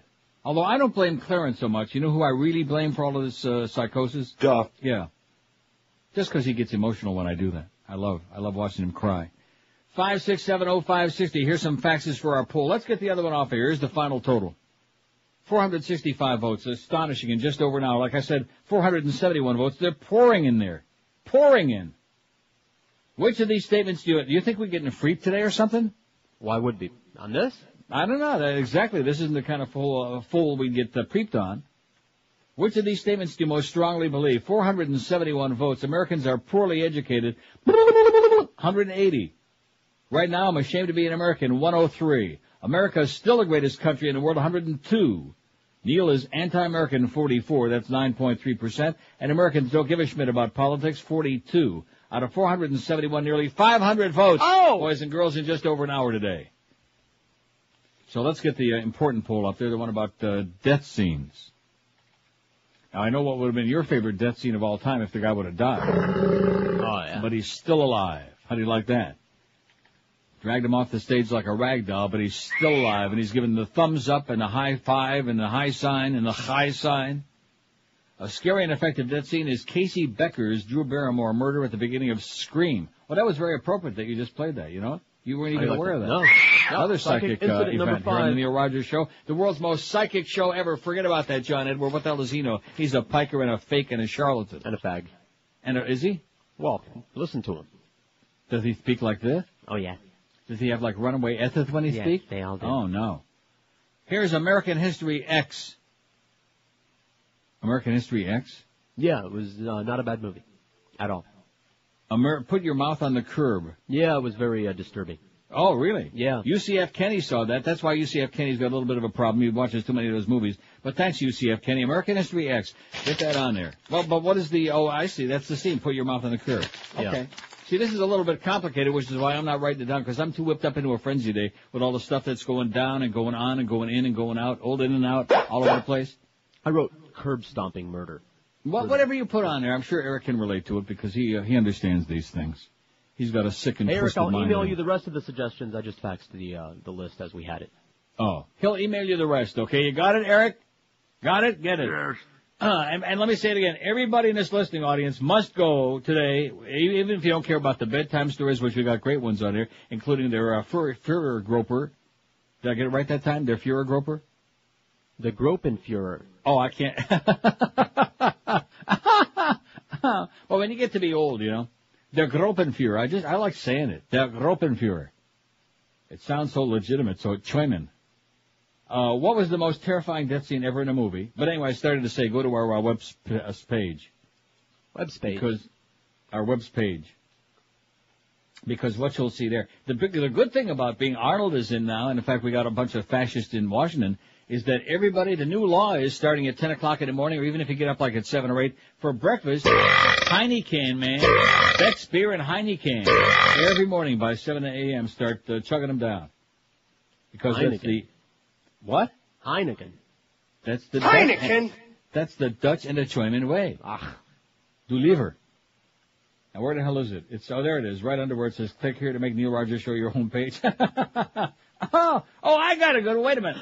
Let me do, you know how these assholes color, well, could you play this and then play that back to back? You know how they do that? Well, let me give this a try. I think this might even amuse me. And when I get through, you can say, did that amuse you? Let me just give it a try, okay? All right. No, that's not it. See, I can't do it right. That's all right. We got lots of time. Do we? Sure. No, we don't have lots of time. This is this. Wednesday, man. Here, let me try this. And what's the other one now? Oh, here it is. Well, I don't want to give you the tip-off that it won't be exciting. It probably won't be anyway. See? That went over bigger than horrifying Manhattan, man. That was good. I might want to do that again. But there's a simpler way to do it. One moment, please. See, the easy way to do it is like... Yeah, like that. So take a peek at... And don't forget, Sig Heil Gruber is going to be on with Larry King tonight. Siegfried and without... Roy! Obviously. What's his last name again? Hackenfudger? I think his name is Schickelgruber. Oh. He used to be a house painter before he got into the tiger dodging business. WQAM. Neil. Yes, sir. Viva Schwarzenegger. Viva. Yeah. Out your ass, moron. Viva Schwarzenegger. Yeah, Viva Fidel, man. Viva Fidel. Dumb cracker. WQAM, he's a cracker trying to be a Julio. QAM. Hey, Neil. Yes, sir. Probably trying to tie on some foreskin. Yes. Hey, Joe Costello's having a tonsillectomy. He's having a prostatectomy? No, he needs one. Well, he needs one of those too, but the main reason he's out is because of the tonsillectomy. Is he really? A guy his age never had his tonsils out? That's what everybody was saying. In fact, I have my tonsils. I'll be damned. Sorry, the last couple of weeks he was kind of debating back and forth. He was even asking for advice from the audience, as to whether he should go forward with it. But he what a pussy. He has to find out from the audience. I mean, for crying out loud, a guy his age, too late at his point to wait for his tonsils to get tickled. Let's get him out. Hey, by the way, Mark Eisenberg's nickname for Joe, Mini Guido. Okay, and have a great day. Okay, there's one of those Joe and Mark people. How many of them are there? About 30, man. There's one of them. 19 till noon at 560 WQAM. What is it there? Gruppenführer? Attention all you mortgage shoppers out there. The following message could save you a hell of a lot of money. Tens of thousands of dollars. Interest rates for home loans are shooting up dramatically. Just like some of our former board ops. But there's still an interest rate available at just 1.95% from Financial Group. So call and find out what it's all about. Call 1-800-940-LEND.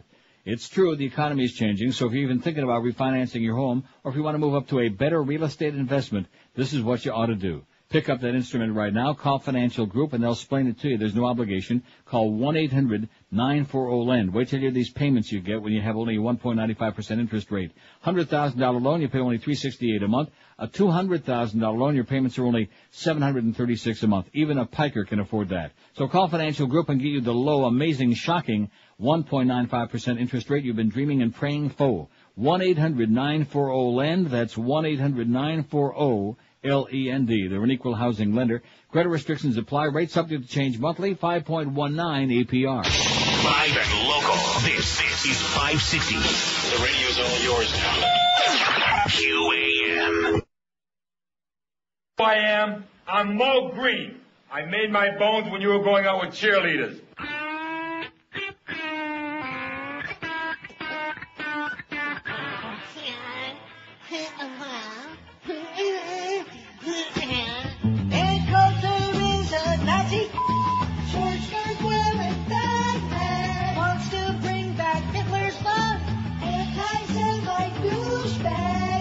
Under my skirt. Watch how my roast beef squirt. Joe McCarthy was a gas. One of my favorite facts. I would like Roy Cohn too. If only he wasn't a Jew.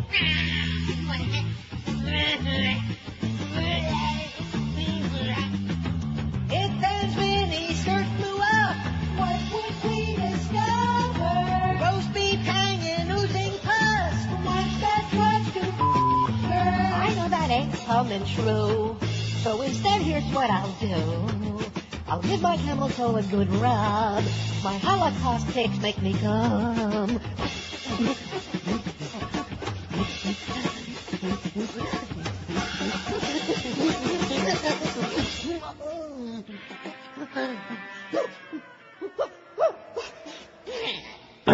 11:47, 13 till noon at 560 QM. Don't forget it's Wednesday. That means our gigantic, our lovely 1 to 2 hour. We love it.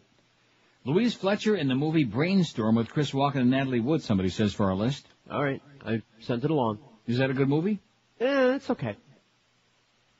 But it sounds so sensational. I mean, it wasn't horrifying, but whatever. Whatever they say. Well, the poll question is, what was the most horrifying death scene ever in a movie? Who are we to argue with them? Yeah, who the hell are you to argue with them? Natalie Wood's somebody who, as she got older, she looked great. Who's that? Natalie Wood. Well, she didn't get too old. See, if she would have had the same skills as Sheridan on Passion, she'd probably still be alive today. But very wet. But a little on the moist side, yeah. Well, that's how most of you guys want them, on the moist side. 5670560.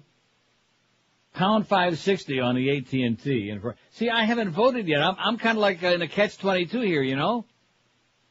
I haven't voted because my choice, which I don't even know what my choice would be, but it sure isn't any of these. I'll pick something. It's just one. Father Karras in The Exorcist?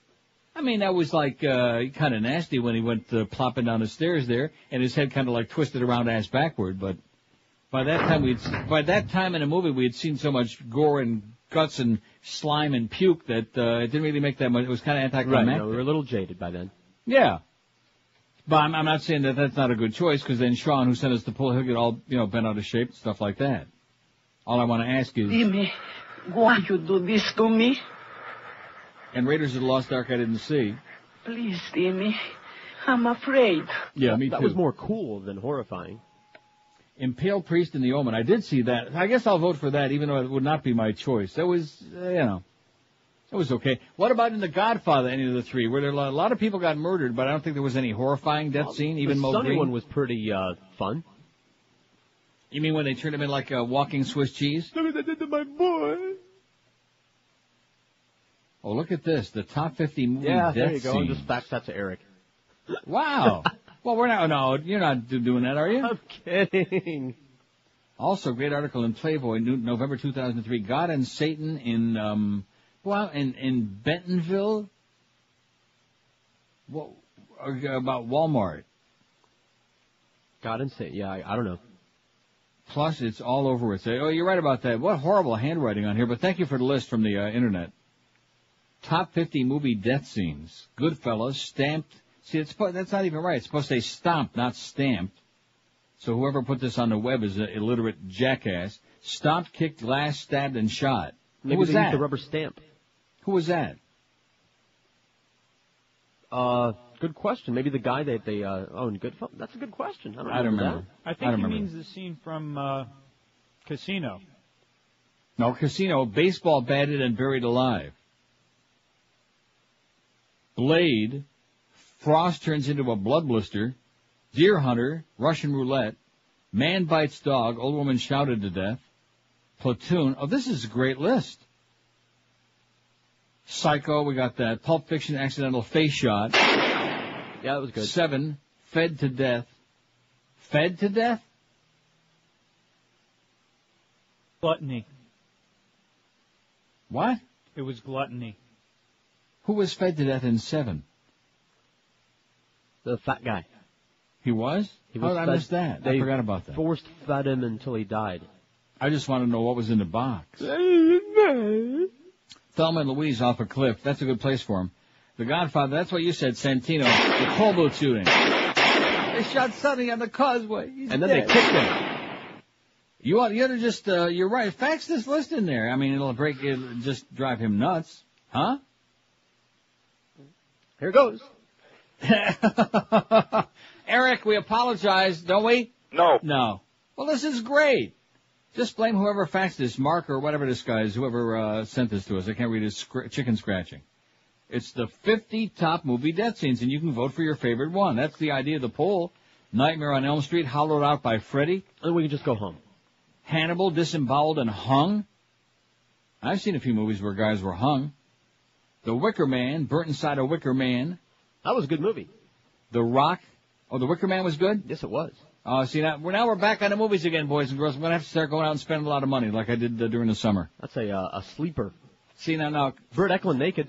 One Flew Over the Cuckoo's Nest, suffocated by the Big Indian. That wasn't horrifying at all. That was, Morose. I mean, that's ridiculous. Huh? Melancholy, little sad, but nevertheless had happened. Not horrifying. No. So cross that one. Maybe you should cross some of these out before you fax it, or is it Okay, too late? hey, Eric, I'm going to fax it again with some crossed out.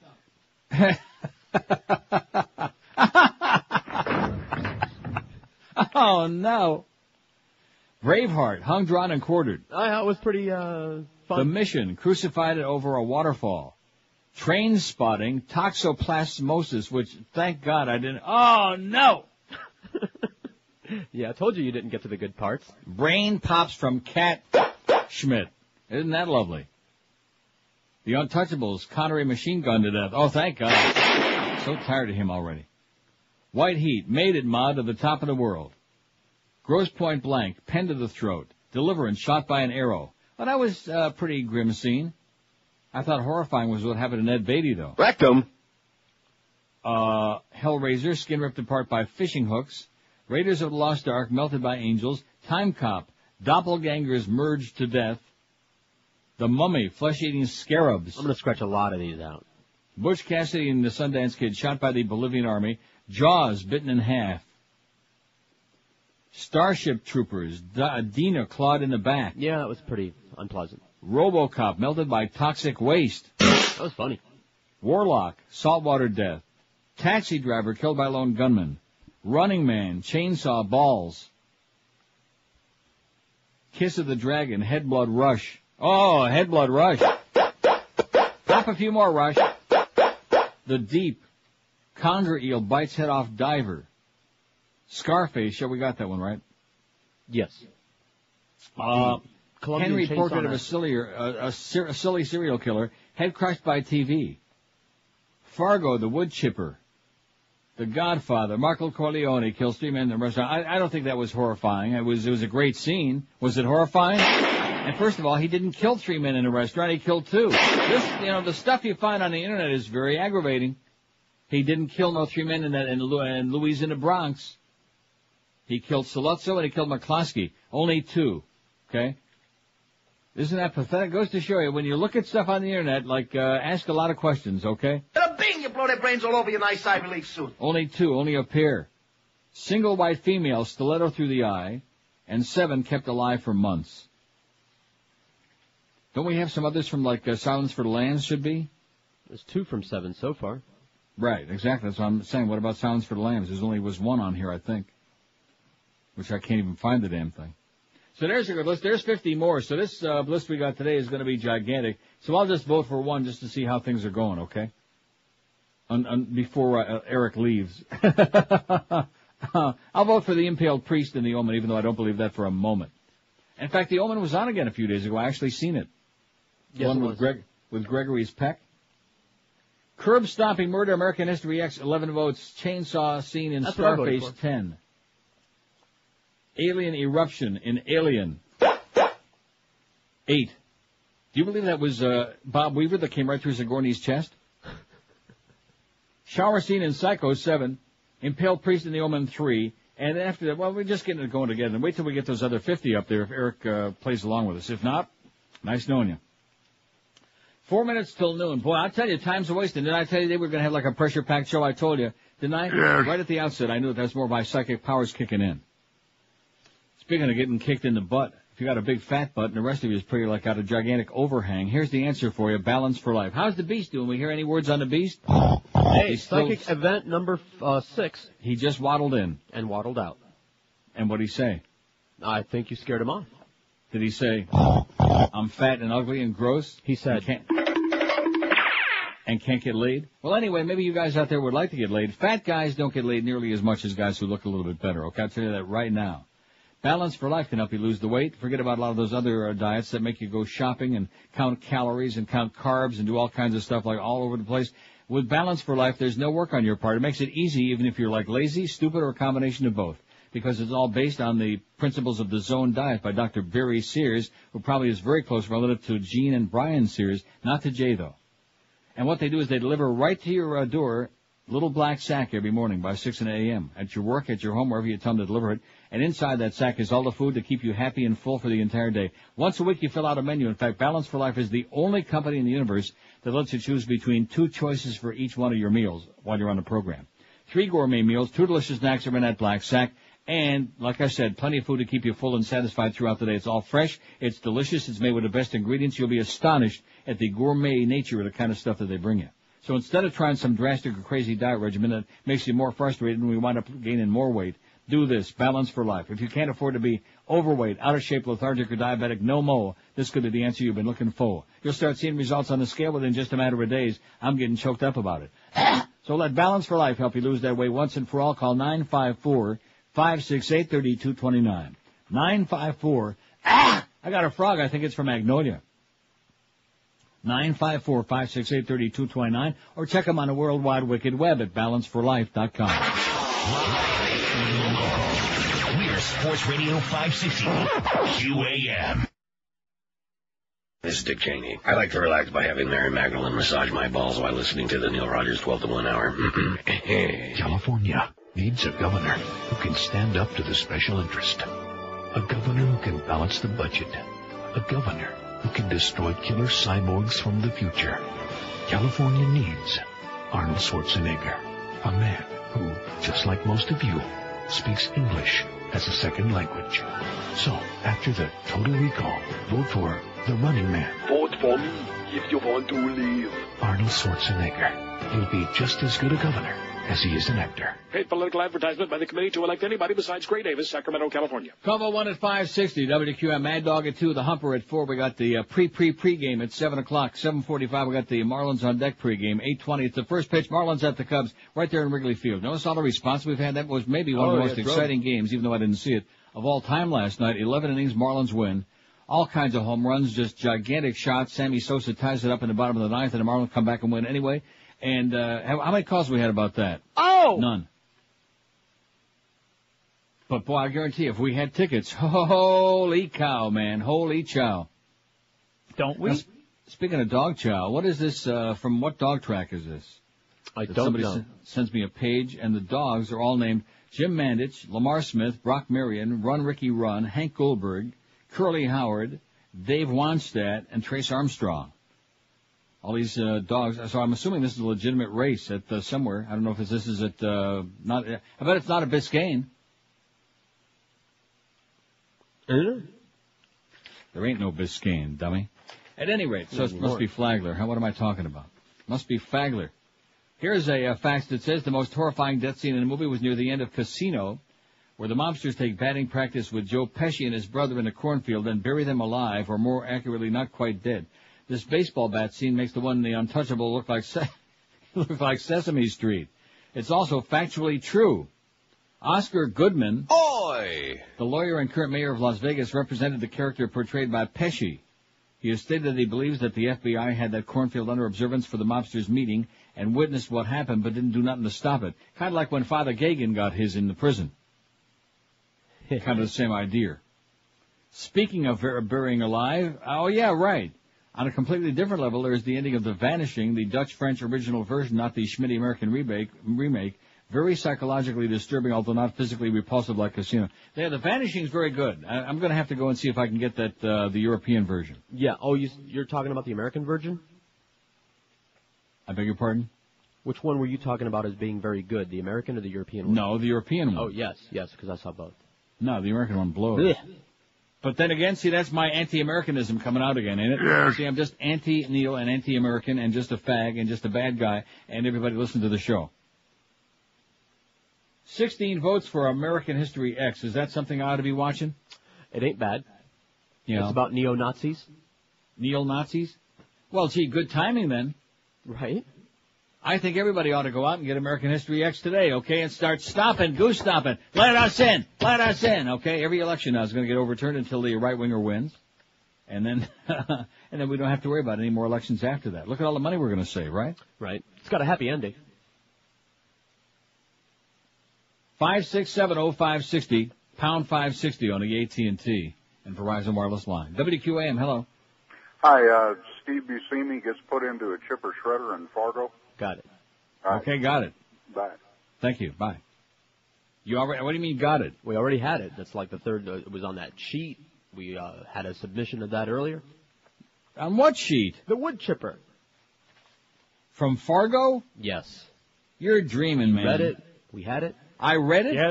Yes. I must be losing it. I must be, I would bet Scott's life on it that I never read that. Lord have mercy. From the list of 50? Yeah. I think it was the third one, wasn't it? The third one is Blade. Frost turns into a blood blister, and so are you going to be in a minute. If you, I think I saw that Gaslight. Sure, I'll find it because I got the. Sheet Okay, here. you tell me what number it is on here. Okay, I'm looking at my list right now. 47. 47 is Fargo the Wood Chipper. Okay. Like I said, but you tell me it's number 3. I'm looking like right by the top. Well, what does he know? Scott's full of crap. God, is he full of crap. Plus, is he ever ugly or what? I forgot how ugly he was till I saw that picture. So did that my red mom. puss of his, that red puss picture on our website. Speaking of our website, don't forget to go and take a puke at it today. Believe you me, you'll thank me. All your children and grandchildren, everybody in the block ought to come on down, take a look on your PC, and take a look at our homepage. We're very proud. I thought Tony the Tiger worked on Power. That's Tigger. I know. I'm just... Now I'm starting to do that. 567-0560. Roy! Pound 560 on the AT&T and Verizon Wireless line. WQAM, hello. Hey, George. Yes. If you can look up in your movie book, there's a movie where the girl that played Joni in Happy Days. I saw that movie. Yeah, I can't remember the title of it. She It's gets about killed? 20 years. She gets murdered? Yeah. Well, she's getting banged by the space creature. She That likes was it for a couple different. No, a minutes, they different ripped girl her to got shreds. sucked by the slug. Joni got her face pulled apart in that movie. All right. Excellent. Yeah. Oh, that's the best news I heard all day. Yeah. What movie is that? Death Can't remember. Planet, something Planet, Nasty Planet. Yeah. Old B movie. I think it's the only movie she ever made. Oh, yeah. But it's been years. I can't remember the name of it. But Somebody will know. Horror Planet, something like that. Somebody will absolutely know. All right. Thanks a lot, Pally. Thanks for the good news, by the way. I'm delighted about that. What was that, an obnoxious show? And see, there's another example of the poor taste of the American public. Mm-hmm. Just gigantic. That's a good poll. I think I just hit the mother load. Oh, did you see this women's vote on the candidates? Even the women, 42 to 37, voted for Schwarzenegger against Bustamante. 42 to 37%. And men overwhelming. Because it's the Terminator. It's Arnold. And the men can relate to Macho Arnold. He's a bodybuilder. He's not a girly man. Although he did do a lot of guys once upon a time. But that's beside the point. That's back before he met Maria with no chin. Isn't that interesting? There were like 3 of them up on the podium and 2 of them didn't have a chin. Jay Leno, Maria, and Arnold. Actually, he don't have no chin no more either. He looks like a doddering old kraut is what he looks like to me. 567-0560, pound 560 on the AT&T and Verizon line. What was the most horrifying death scene ever in a movie is our poll question today. We had that earlier poll, and it was a phenomenal, a spectacular Latino vote on candidates to replace Davis. Celia Cruz, Bustamante, 52%. Arnold got 30%. Even of them beaners out there. Not good. Not too good, Cruz. WQAM. Yes. Hello? Yes, sir. Want to talk to Neil? Speaking. Neil, Larry, Miami. Hey, Larry. Pleasure to meet you, or hear from you. I want to tell you the most horrific scene I've seen in a movie. It's Final Destination, and that's the bus scene. I don't know if that one was mentioned. Did we have that, George? We have 1 or 2 from Final Destination already. I'm choking on bacon. He's choking on bacon. I've seen bad things, but that is like, you see the person walk in front, and then you just imagine that thing smack, and everybody gets splattered. You have to see it to believe it. It's a great scene. Let's get it down, George. We got it down, man. Thanks. Pleasure talking to you, Neil. Thank you. Thank you. Bye-bye. Thanks, Larry. Have a great life. Nice. I'll call you again. 567. What? There are like 50 death scenes in Final Destination. They're all gruesome. Well, he voted for his, and you should be putting it down and not giving him a bunch of lip is what you should be doing right now. There's Arnold. In America, having arrived here in the 1960s as an impoverished immigrant who had nothing but his bodybuilding skills. He was a big success in this country. And, of course, the focus and discipline are what's necessary to become a successful bodybuilder. Hello. He has a lot of drive. And the voters saw him as someone with... isn't it amazing? Bill Schneider on there now trying to rationalize what they did as if the voters really had this tremendous respect and admiration for Arnold based on something legitimate because he came here as a penniless immigrant, yada, yada, yada, and a partridge up your pear tree. Oh, God. CNN needs to be, they need to be off the air, you know what? Somebody needs to, get them off the air. I mean, Fox, at least, they're not making any pretense. They lie a lot, but we know what they are, and they're they'll laugh at you. But CNN, they smirk. They smirk. Look at that goddamn Bill Schneider. He's on there smirking now. He can't say it with a straight face. And you want to see what his last name is? Schneider. Uh-huh. Kraut. You know what kind of a Kraut? When in doubt, it's another Kraut. Let's kick him out. No doubt about. Right, Mo? Absolutely. How's Mo doing? Fine. He's probably rubbing his legs together like a grasshopper, like a cricket, like Buddy Holly. Here's another list. Well, let's see. Charles in Lauderdale Beach says, I have an excellent idea for your next pool. You can call the pool Just Die Already. I like that. As in, which dead celebrity would you want to just go away? What was the great poll idea I had moments ago that I forgot already? I forgot to. As in Der Gruppenführer? Yesterday 2 new albums from Elvis and Tupac came out. I'm sick and tired of hearing Tupac crap from 7 years ago. I'm sure Mo will appreciate this poll, and I know George's vote would be Roy Horn. Roy! Just Die Already. I'm going to put that in my pile of possible polls for the future. Your poll pile? Let's go back to the future. I got a pile of polls. Better than Paul Pot. Here's one from Alex, who just can't stop. He can't control himself because he figures one of these days he'll send us the facts that we actually like and, Deep Rising, where the guy's digested alive by the creature. Cheesy movie, but a gross scene. Do we know that? No. No. Well, get it on there. The scene in Jaws where Robert Shaw gets eaten. We have that, don't we? I like the one where Ron Jeremy eats himself. The alien popping out of the man's chair. We already got that. The scene where the guy's cut up by... see, Alex always puts in stuff that he knows we've already got, just to be because he's an asshole and he's proud of it. The scene where the guy's cut up by the laser beams in Resident Evil. Okay, lasers. The scene where Blade, Wesley Snipes, cuts Ron Perlman in half with a sword. Blade 2 is the movie. Alex also says, how about some Eisner Mickey bits? See, Alex, you were doing fairly well. Not great, but fairly well till you started, programming the show. That really frosts my ass. Oh, here's some more verification of the thing I was telling you about, although nobody cares. Schwarzenegger, total amnesia. Enron emails show Arnold met with Ken Lay during the energy crisis, say Consumer Group. I'll save this for after the break, okay? Because it's not just one story out of somebody's, some columnist imagination or some crap that one agent provocateur made up. It's the freaking truth. But don't confuse the voters of California with this.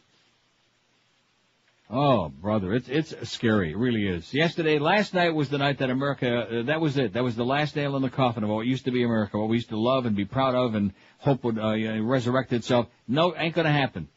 Done. Finito. As Mickey would say, done. 12:13. Does he say that kind of sheepishly? Done.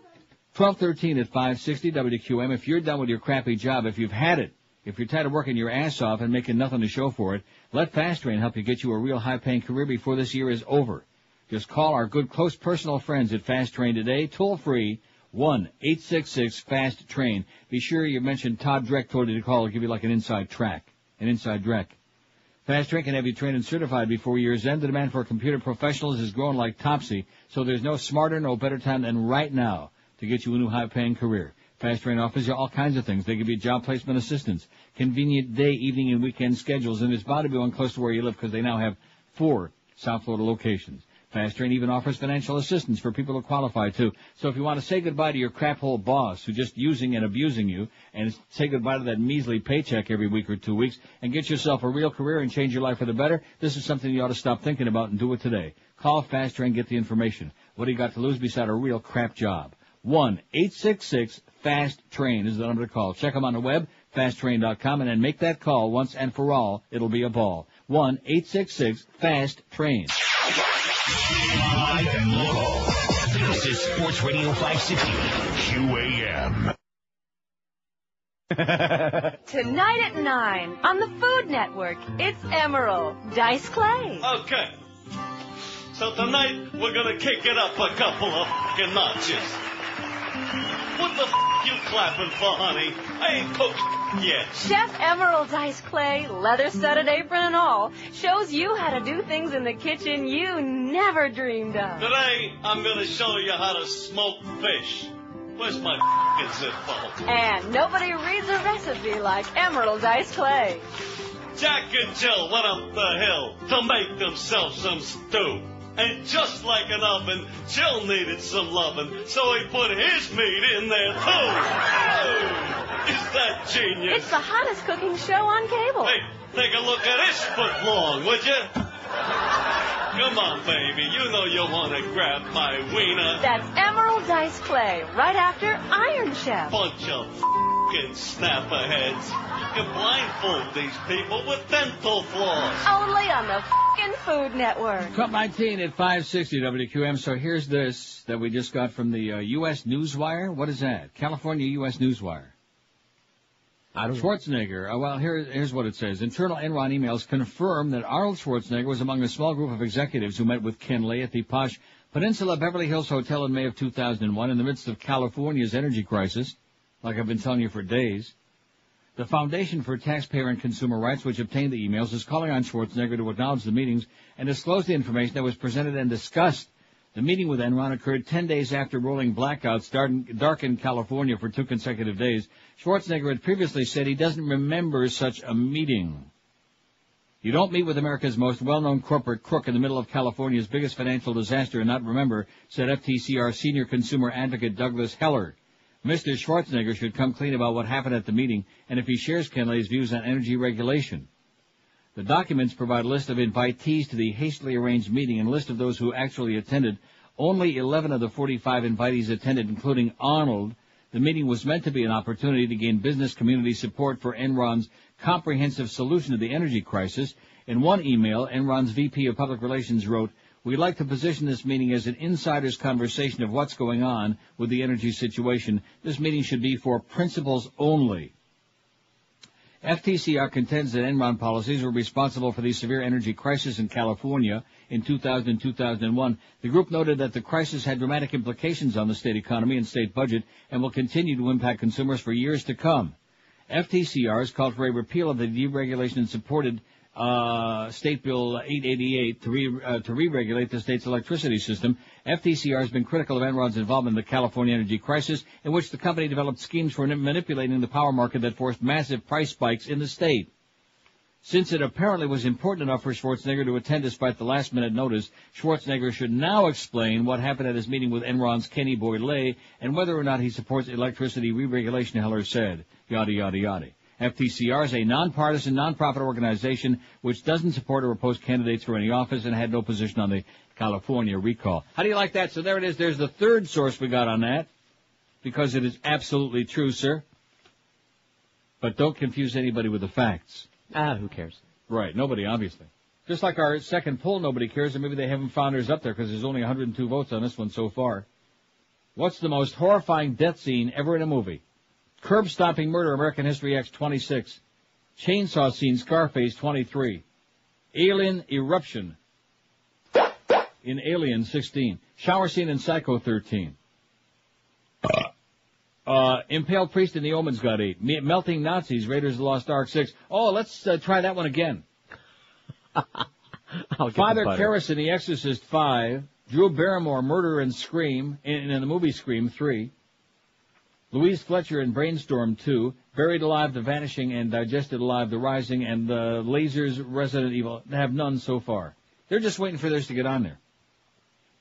Which, if I'd hurry up and take a whole bunch more calls, we'd have a whole more bunch. Not that we need a whole more bunch, although you did the good thing. You crossed off a bunch of those. Yeah. From that list of 50. It'll probably be up in another 5 hours. 4, 5, 8. Crossed off about 13, 14 of them. So that's not so bad, Eric. Don't feel too bad. It'll only take you like till midnight to get it on there.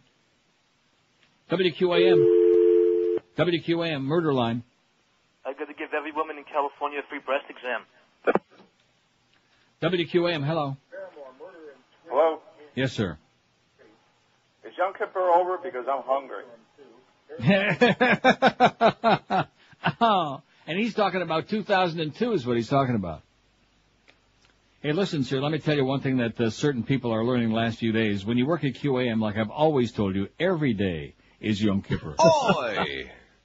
WQAM, hello. Neil. Except for the eating part. Yes, Chronic. Yes. No, Neil. Chronic, you're Chronic. I don't want to talk to you.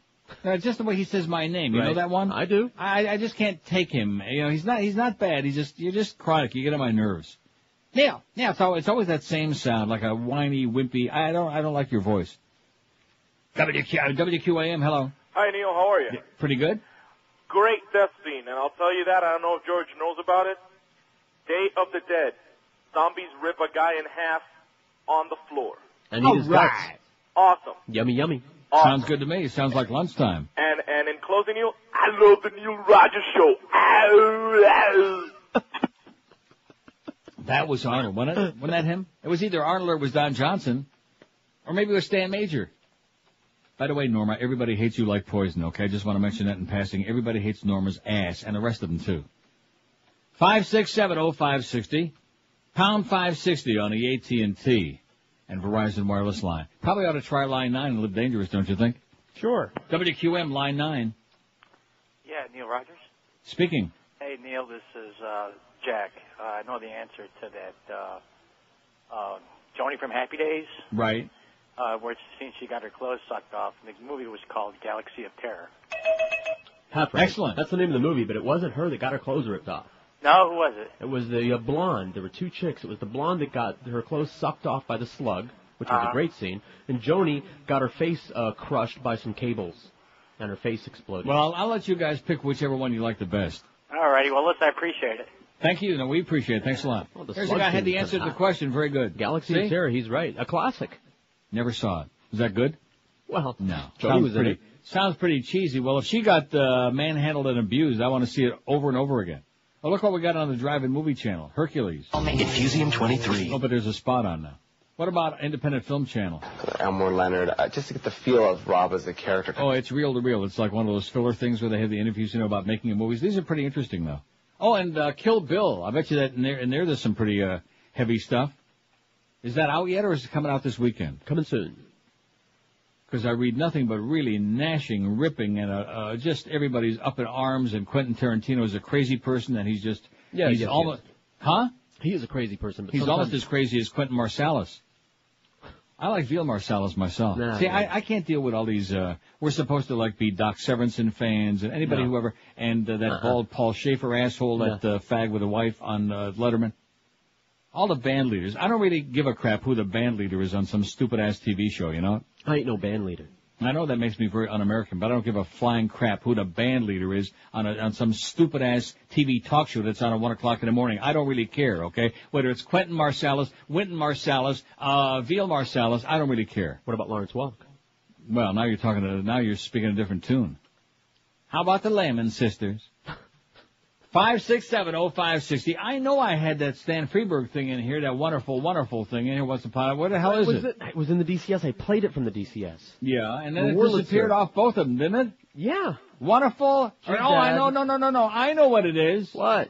And it still isn't here. I put it in there. Where he said, gee, Dad, it was a Wurlitzer. What was that under? I love that. Huh? I know. Maybe it's under G, Dad. No? Damn it. It's not under Wurlitzer. I'm sure it was. No. Somebody diddled with our DCS, okay? No question. Somebody stole our freaking Wurlitzer and Lawrence Welk's body, God damn it. Hey, Brian, we need that again. Yeah, we need that Stan Freberg thing again, Brian. Once you get your house, the studio back. Once you get your studio and your house and all your life put back together again, you bald-headed geek. 27 past noon at 560 WQM, although he did send me some stuff. I say, how you doing now? This week. We'll get to it. Hey, listen, the party's over. Oh, it's not time for the live spot now. Almost blew it. In fact, let's just do all the live spots together because that's the way the water Nazi likes it. Live and local. We're Sports Radio 560 QAM.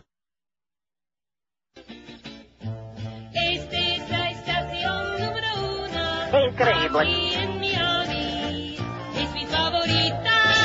Unbelievable. Excelente. WQAM. Olay! In theaters now. Star Wars Episode 1, The Phantom Stooges. Curly Skywalker, Larry 1, Kenobi, and Mo2D2. Oh, a wise guy. Oh, a wise guy, eh?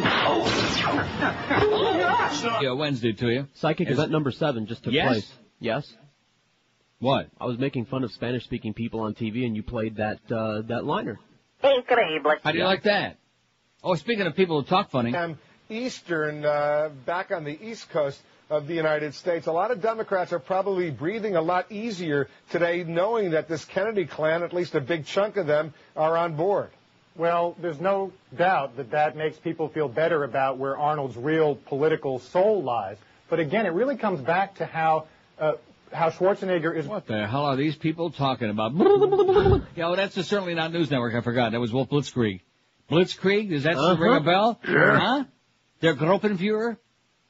Court ruling clears FTC do not call list. Here's some good news, okay? I don't want to leave you without good news. We got our big 1 to 2 comedy bit hour, so we're like short on time. Americans can again sign up for the National Do Not Call list to fend off unwanted phone solicitations after a federal appeals court allowed the government to fully punish errant telemarketers, at least for now. And like I told you yesterday, the phones have stopped ringing at my house. Oh! Hallelujah! No mo! With all those, and boy, I don't know whether it was me or, well, that's because I'm on like 80 million credit cards and all this other crap. I'm probably on every damn list going, but not no mo. No more them damn annoying calls. The 10th U.S. Circuit Court of Appeals yesterday temporarily blocked a lower court order barring the FTC from enforcing the registry of more than 50 million numbers. 50 million Americans, even as dumb as we may be, can't all be wrong. The Supreme Court has held that there is undoubtedly a substantial government interest in the prevention of abusive and coercive sales practices, the ruling be saying. The court questioned the conclusions of U.S. District Judge Edward Nottingham of Denver, who said the list violates the telemarketing industry's free speech rights by barring calls from businesses but not charities. It also noted that Congress had found some telemarketing calls subjected consumers to substantial fraud, deception, and abuse. Oi! FTC Chairman Timothy Muris called the latest ruling a victory for American consumers and said his agency will return to enforcing the list, to which we say, all right. The FCC had stepped in the last minute to handle enforcement, allowing the registry to take effect last week, yada, yada, yada. The court fight isn't finished, though. The appeals court said the FTC can run the registry while a challenge from telemarketers winds its way through the courts. Oral and anal arguments were scheduled in Tulsa, Oklahoma, November 10th. And, of course, in Oklahoma, they're not too happy about those oral or anal, if you ask me. You think? Probably not. So charities are exempt from this, according to Charity is exempt. She's busy saving Sheridan from a sure fate. What kind of crap is that? If you'd start watching Passions, you'd start catching on to the good stuff, okay? You'd see Edna Wallace on there, and you'd laugh your ass off. Her and Precious and the Ganze Mishpacha. And Charlie the Bull Dyke, who wants to take poor Beth away and live a life of lust and licking forever. She wants to get her licks. Speaking of that, what a great segue again. The president of Loyola University in New Orleans resigned yesterday after he was accused of sexual misconduct while he was at a Jesuit prep school in Indianapolis in 1986. Well, it must be just another isolated incident, don't you think? Of course. The Reverend Bernard Knopf, a Jesuit priest, submitted his resignation to the Roman Catholic College under new church rules that say if a sexual allegation involving a minor is deemed credible, the accused should be removed immediately, if not sooner. Knopf, I think I'm going to fart. Ooh, did you hear it? Oh, Jesus. Did you hear it? Yeah. No, seriously. No, I didn't hear it. You didn't hear it. I can smell it, though. Good. Oh, man. Knopf, president of Loyola since 1995, issued a statement denying any inappropriate conduct. The Reverend William J. Byron was named acting president. He was dean at Loyola in the 70s and writes a syndicated column for the Catholic News Service. Byron said that if... Oh, you're right, it stinks bad. Byron said that if the allegations are proven, this is another event in a series of tragic events that comprise the greatest crisis the church has had to deal with. He said no student at Loyola has ever brought sexual allegations against Knopf. A statement from the Jesuit order's Chicago province said the sexual encounter allegedly happened at the Brebeuf Jesuit prep school. Brebeuf. The breed booth? Brebeuf. Byron didn't say when a complaint was made, but apparently recently, the statement issued in Chicago said the complaint triggered an immediate investigation. Case went on to a review board, which found the allegations to be credible. How do you like that? All right. He done it. He done the deed. 5670560. So far on our poll, curb-stomping murder in American History X is leading with 35. The chainsaw scene in Scarface right on their ass, though, with 31. Alien Eruption 18, Shower Scene Psycho 17, The Impaled Priest in the Omen 11. A lot of people waiting for theirs to come up on here. Like when Eric gets those other 5,000 on there. 137 votes is all we got on this so far. Now, what are these pages and pages you're faxing? Here's one from Mike. How about the scene in Saving Private Ryan when that Nazi and the American soldier are in that fight sequence in an upstairs tower, and the German soldier slowly drives that tactical hunting knife through his chest while whispering to the American to hush as if he were telling him to die quietly. Well, he wanted to kill him lightly. If that didn't top off, remember his friend, his pussy friend, we can say that, hiding under the staircase crying, and in the background you can hear his buddy slowly dying and gurgling blood. Ooh. Mike, we got that on there? Knife, Nazi knife thing. Nazi knife and Saving Private Ryan. Oh, no. What is this? About Rush Limbaugh and all these, how many more pages? About 30, man. 2, actually. Which, of course, you will not be forwarding. I can't afford to be chopping down oak trees here in Toronto, okay? Kathy, a left-handed Democrat, says $14.7 million raised this quarter, $77 average donation. Are you any more convinced about Howard Dean? What does that mean about Howard Dean? I don't know. She must not think you like him as much. I love Howard Dean. That's my man. That's my main man is Howard Dean, Kathy. What do you be talking about? P.S. Forget California. Rumor has it Graham will be on Dean's ticket for vice president. I like that. Sure, works for me. Dean and Graham. Howie and Bobby. I like it. I don't understand. She says, haven't faxed since May. Well, Kathy, I don't know. You're arguing. You're preaching to the choir. She says the chainsaw scene in Scarface, eek, is what she says. Yeah. Not only people in cartoons said eek. It was the Colombian Chainsaw Massacre. Like boo-hoo. Right? There's certain expressions and sayings that nobody in real life actually says, only in cartoons. Eek is one of them. Boo-hoo is another one. You ever say boo-hoo? Not lately. That's what everybody knows. Greg Reed always says boo-hoo when they hear his name mentioned. Michael Jackson says it all the time. Maybe just the first part. Here's a message from Tracy and Kendall. I don't know if you recall in Demolition Man when Sandra Bullock talks about the future when restaurants will all be Taco Bell and Arnold will be president. It was funny then, but it's scary now. Good point, Tracy. How about that? All restaurants will be Taco Bells and Arnold will be president. And we'll all be wearing hip boots and goose stepping. Well, at least they'll be hip. And singing Deutschland über alles for der Gruppenführer. I'm starting to catch on to that now, you know? I love it. Der Gruppenführer. Anybody, now, see, once we get the other ones on there, then we'll have like zillions of votes, but they're all waiting. They're like laying back. Live and local. This is Sports Radio 560. QAM. Done so I can tell now. When the mortician lifted up my skirt, he said, hang it down, hung like a cow, like a cow, like a cow. I say, how you doing now? I'm a rogue Republican. White sanctimonious Christian. My colleagues have a think tank where we pull up pranks and dress up like we're all sisters. We'll tell you what's just and right and how to run your life, 'cause our moral ground is so much higher. And we'll decide what you should think while dressed in pink, as we rinse the nuts off our cucumbers with GOP transvestites in Pax American administration.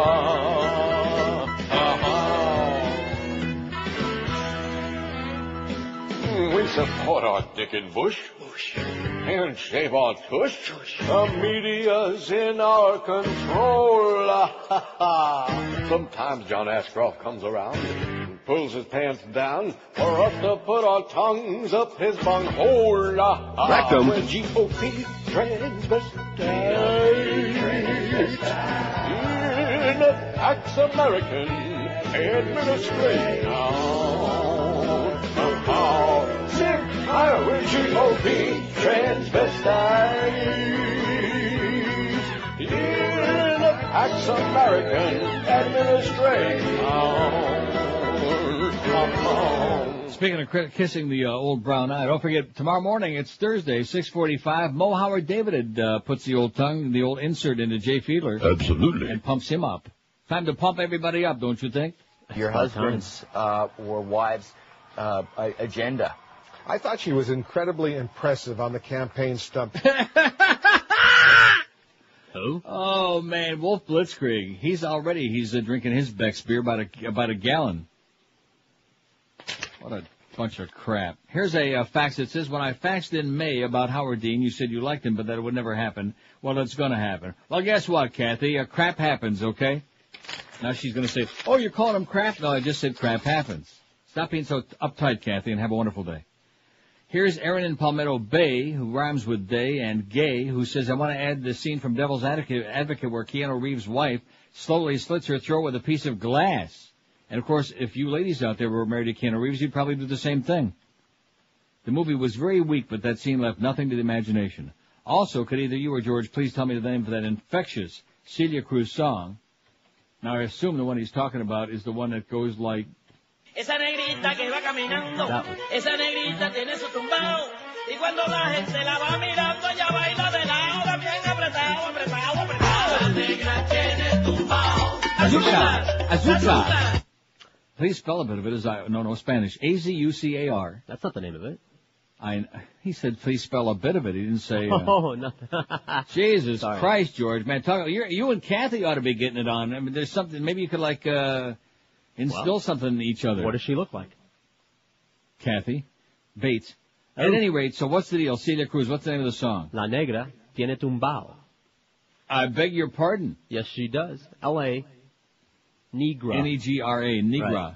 Negra. Just like it sounds. That's Spanish, man. Spelled The just like it Schwarza. sounds. Yeah. Tiene. See, there you go. You said Schwarza again, and all LaRush said was that quarterback Donovan McNabb was. Yeah. Is that before or after he popped his oxys, Conton? Here's some suggestions for today's poll. Tony in Deerfield says the Lust murder from 7. I'm sure, there are a lot. I saw 7 many times. About 30, man. And some of these things I don't recall. Because the scene where he says, "What's in the box?" just overwhelms me so much. Just because it's his wife's head. Oh, anybody who saw it, I guess I just ruined it for you. It's Brad Pitt's wife's head is in the box. Oh, no. What? You just ruined it. Yeah. Well, don't you think it's been out long enough it's now? so obvious what's in the box. That's like saying Bela Lugosi gets the stake through the heart in the end from Professor Van Helsing at the end of Dracula. God damn you. Yeah, but look, he made a lot of other Dracula movies after that, so he made a comeback. Well, don't ruin those. It's deeply disturbing that Maria Shriver, I was just reading an email, but they moved it too quick, about ripping her an ass about becoming a turncoat and supporting her husband Arnold. Good facts, whoever that was, or email, whatever. Kevin, you got that one down? What, the Some guy Keanu being wife's forced to death? do a girl with a huge spiked strap on? Ouch, it says. Well, As you just in... write 7, since that's like No, the 7th. no, you can't just write 7. And is he going to actually put those other ones on there, or what's the deal? You know Maybe that he's long protesting. List? Is he protesting? I don't know. Kevin, maybe he's just eating. Kevin Dillon crushing some poor sap's skull with the butt of his rifle in Platoon. You hear the sound and see the blood splattering. Truly sickening is what it says. All right. That's our kind of movie. Platoon. I never saw Platoon. I quoted this summer. There's so many good movies I never saw. That's what makes it good. Because there's so much work to do in so little time, especially Platoon for was me. good. Anti-war. Russell Crowe's two-sworded decapitation move in Gladiator. And then Tony, who was doing really well until he got to this, says, how could you miss the alien pop-up scene in Alien? Did we miss that? No. It's on there. It's on there. It's number 3 on the list. It's got 23 votes. So get with it, Tony. We're doing really well until you blew it. 5670560, pound 560 on the AT&T and Verizon line. WQAM, hello. Mr. Rogers? C. Hey, Speaking. how about Casino? Yeah. And Joe Pesci and his brother. Oh, they get beat up in that grave they made out there with the baseball bat? Baseball bat and buried alive. That's on that other extended list that Eric isn't putting on there yet, but he eventually will. We got it. All right. Well, thank Good you, one. Mr. Rogers. Have a nice day. And hasta que me olvides. Ah, see. What did he say? Did he call me a Sisi? 5670560. Maybe I'm kin to St. Francis, you think? No. Oh. How do you know? He wasn't How Jewish. about St. Francis O'Hare? Oh, let's do some harness racing stuff. What do you say? Okay. I should probably put on the horse racing channel. There's no harness racing at this time, but we're only 9 minutes away from the first race at Belmont. And the horses are coming. Talk about psychic. The horses are coming out of the walking ring there in the paddock, and they're coming out of the track. And I bet you momentarily we'll hear the voice of the great Tom Durkin, Old Red. You think? I wouldn't know. Well, I'll just leave the pot open, and then if he starts, leave it open. He'll say the horses are entering the track for the first race, and yada, whatever he's going to say. Good old Red. How's Harvey Pack doing? Did he die? Yes. I'm sure he's dead. 5670560, pound 560. Too bad about horse racing. It's really very enjoyable. Harness, thoroughbred, and all that. Too bad that only old cockers like me go to it. That's the problem. There they are. It took a while because it was a long list. Oh, they popped up there? Yeah. Oh, my God. How could you do this to Eric? Oh, now, how did I do it? You. Somebody faxed this to you, and then you faxed it to me. That's the way it works when I'm out of town and out of touch with what's going on in South Florida, according to Tom Jicka. And by the way, speaking of that, I'm so glad. Oh, poor Eric. I apologize, Eric. I don't want to ever do this to you again. The list is so freaking long. There's 170 votes. It'll probably double in over any second. Because now you got a lot of good choices on there, including the one probably that many of you have been waiting for. I'm so sorry. Aren't I sorry? No. But it sounds pretty good. Now, what was I just saying before you interrupted me so rudely? Tom Durkin. Oh, Tom Jicka. Or some other Tom, Dick, Tom and Harry. Jerkin. Tom Jerkin. Is Tom Jerkin? Probably. That's why we don't hear him yet. Hey, Tom, quit doing it, and let's hear the post parade for the first race from Belmont Park. I don't even know if he's working today. This could be like the day that I tried to put Phil Saltzman on here. Not yesterday, but the other day, remember? No. And he wasn't even working. Tom Jerkin ain't working? Tom is working, ain't jerking it. Was it At any rate, Tom Jicka's jerking it because Tom Jicka, who said that I was out of touch because with the pulse of South Florida, which of course is a joke in itself. Here's a guy that hasn't written a local column since before Jesus was an embryo.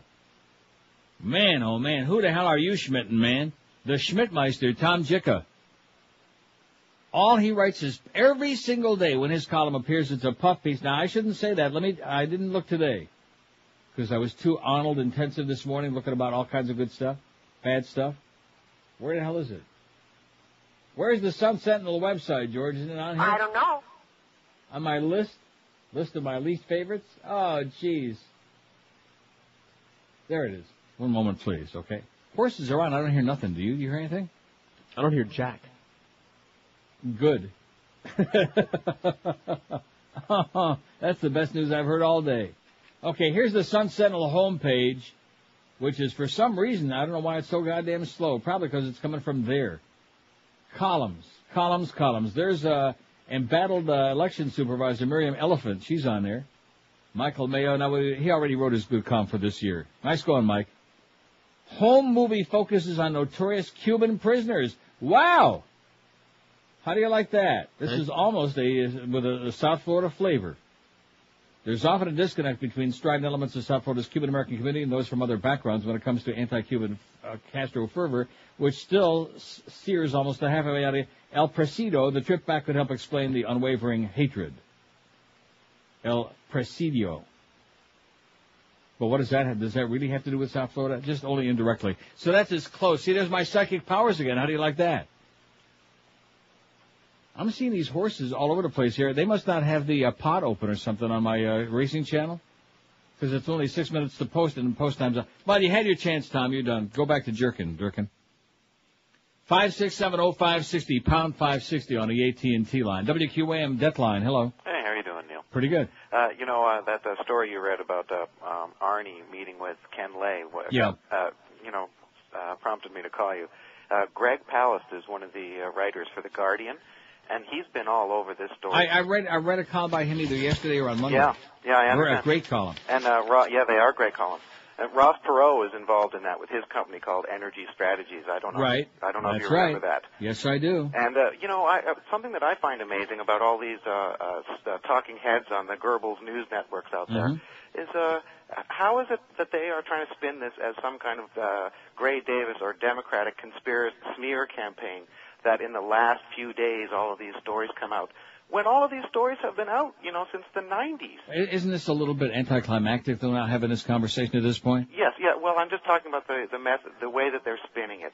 It seems to me that the whole... Well, a lot of people, though, made a good point last night, and that is that Davis, who's a very inept politician to begin with, he made a really bad move on Sunday when he, started joining in with all of this and piling onto it and saying that there ought to be a criminal investigation. If he just would have said he'll let the voters decide, and if he would have shut up, he might have gotten some mileage, but he still was going to lose his ass. But I agree with you. He's totally inept. He just blew it. I agree with you on that. I have in my hand the Greg Palast column from Friday, October 3rd. Arnold Unplugged. It's hasta la vista to $9 billion if the governor is selected.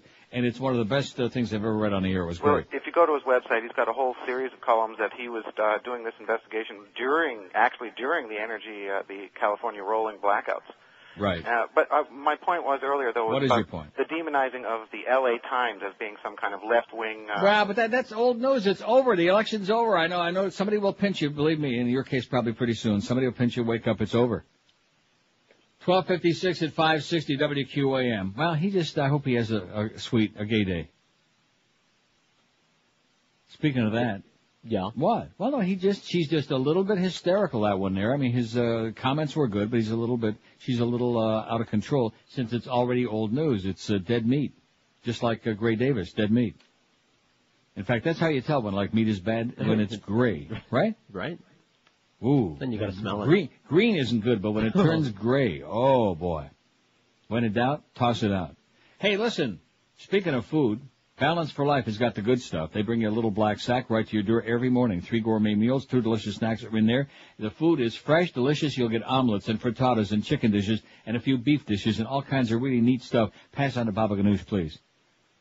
It's all based on the principles of the Zone Diet, which is a very effective program, but it's very complicated. The good thing is they do all the figuring, and all you have to do is the eating. Just pick up that sack every morning, and believe me, all the good stuff is in there, right in your sack. No cooking, no shopping, no cleaning, no calorie counting, no carb counting, nothing to finger out. In fact, Balance for Life, like I always tell you, is the only company that lets you pick between 2 choices for each meal every day that you're on their program. Let Balance for Life help you lose that weight once and for all. You'll start seeing great results within just a matter of days on that ugly, nasty, much-hated scale. Call Balance for Life today. And that's not toll-free. It's a Broward number, 954-568-3229. Whatever the charge is, it's well worth it to start losing that weight and get your health back. 954-568-3229, or get more info about their great program on their website, balanceforlife.com. Live and local. This is Sports Radio 560. QAQAM. I'm Judge Roy Moore, and the next best thing to watching Ann Coulter spank Matt Drudge is the Neil Rogers Fair and Balanced 1 to 2 hour. Darn it, I told you, don't bother me while I'm in here. Arthur! Hello? It's Mickey Mouse. Oh, Mr. Mouse, good morning. How are you? What the hell are you doing to me? Nothing, sir. You're freaking killing me. No, I'm not. I got David Kelly calling me every 3 minutes. Why did we move the practice? Sir, you told me to move the practice. I didn't tell you anything. You must have misunderstood me. No, sir, you said move the practice to Monday. Hey, listen, butt wipe. I'm the boss. I make the decisions. You take the heat. Right. You move the practice. Okay. How we doing with it anyway? Oh, man. Hold on. Right. Remus. Yeah, boss. Shut the hell up. I'm on the phone, Remus. Eisner. Yes, sir. What was your question? I'm telling you, I'm going crazy over here. Between David Kelly and now Michael Jackson calling me every 3 minutes, I'm going to go out of my freaking mind. Hold on. Remus! Can't hear you, boss. Stop it, Remus! I'm sawing the floor, boss. Stop sawing the floor, Remus! Remus! What's this in my hand, Remus? That's your penis, boss. My other hand, Remus. Oh, that's a phone, boss. Right. I can't hear anything, Remus. Stop sawing the floor. Sorry. Eisner. Sir, the moves are working out very well. The practice is fourth in its time slot and moving Fourth up. in its time slot? Christ, are we even beating the WB? Barely. Oh, my God. And the Michael Jackson thing was a rating success. Of course. Hold on a second. Remus. Yes, boss. What the hell are you doing with a harmonica, Remus? Playing a little song for Well, you. don't play it, Remus. I'll jam that thing down your throat. And get that bluebird away from me. Oh, come on, Bluebird. I'm allergic. Eisner. Sir, over 25 million people saw Shut up, Eisner. Listen. Yeah. You see me, what I'm doing here? Sir, you're on the phone. I know I'm on the phone. Do you see what I'm doing? Use your imagination for crying out loud. I'm moving my hands up and down, side to side. I'm the puppet master. I say it, you do it. Now Fox is going to air all the stuff that you cut out of the Michael Jackson interview. But sir, you told me to edit out all that stuff to make him look like a freak. Puppet master, me. Idiot. Oh. Remus! Yeah, boss. What the hell are you doing now? floor, boss. There's nothing wrong with the floor, Remus. What's this in my ear? That's your penis, boss. My other ear, Remus. That's the phone, boss. That's the phone, Remus. Get out. Come on, Bluebird. Get out. Eisner? Yes, sir. Killing me. Killing me. I'm sorry, sir. Killing me. Sorry. Killing me softly. That mini driver's a nut. Don't turn your back. She'll smother you to death. Ask John Cusack. Matt Damon got out in time. Ran for his life. He dated her one time. She thought she was his wife. She wears your clothes when you're gone. Watches you sleep. You think it's casual, but her feelings are deep. That mini driver's a nut, but what a butt!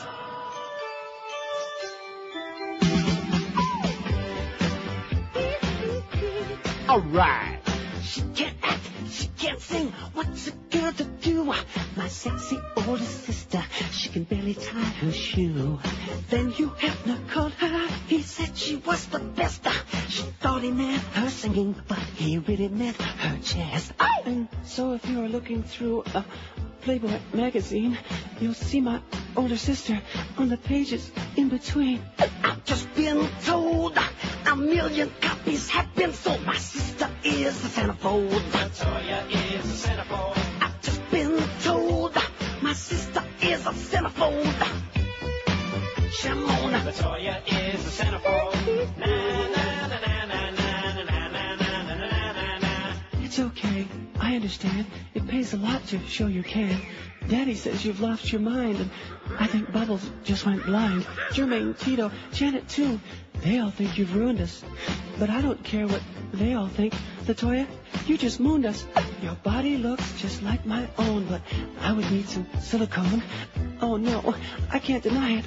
Oh, yeah, I think I'm gonna try it. Call Dr. Gold and tell him to make up a mold. I'm gonna be a centerfold. It's gonna be a centerfold. Tell Dr. Gold I wanna be a centerfold. He wants to be a centerfold. Na na na na na na na na na na na na na. Oh, no. Oh, yeah. Hello, Dr. Gold? Make that change.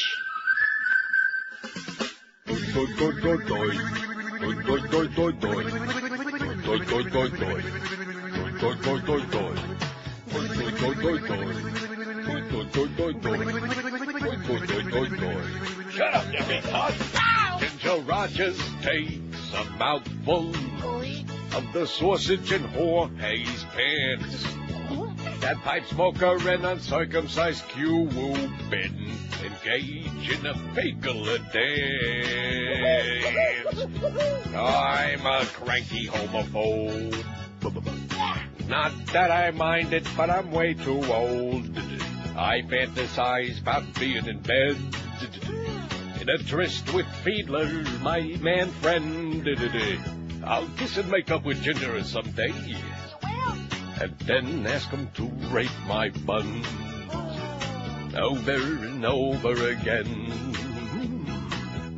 Though I would not feel remorseful, and I would not be ashamed about a Ginger and Mo gay union, just boning and stroking away.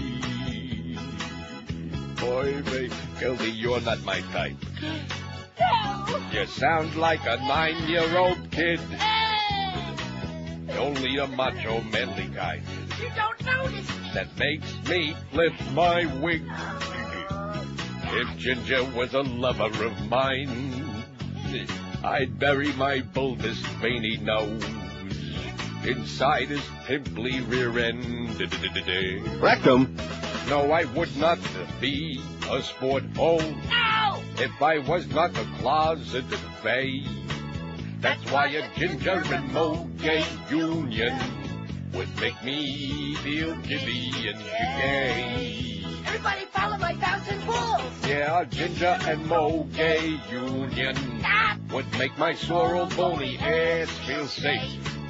If we had a ginger and mold gay union, then he wouldn't have to get me raped. Absolutely. Wow, take a look at Der Gruppenführer. Have you seen him? Yeah, that's somebody on our website, toweling off after last night's very exciting victory in California. Thank you, Dennis. What? I'm thanking Dennis for sending us that. Oh, thanks, Dennis, and thanks, Eric, for the tremendous work he's doing today in spite of all the terrible things you said about him. And it says, the caption on the picture says, it's not a tumor, it's Der Gruppenführer. Oh. And he looks like he might be planning on doing a little gropen right there, or maybe just finished, I don't know. Now, So do we want the penis picture as well? I beg your pardon? It's floating around. Arnold's penis is floating around the internet. Do we want to post that as well? This is the penis picture, unless you haven't looked closely. No, I know, but there's another full-on, unobscured one. No, I think leaving the towel, leaving just a little bit to the imagination is not bad. And then, of course, we got the Siegfried and Roy. Wow. If you don't check out our website today, man, your life ain't worth a schmidt. I'll tell you that right now. What did you say? Man, I said your life ain't worth a schmidt if you don't check our website. Okay, I was chortling. I said Schmidt, okay, as in Helmut Schmidt. Remember him? Helmut Schmidt. There was a good Troyman guy. We're all drinking Beck's beer and Heineken today. Here's a couple of faxes.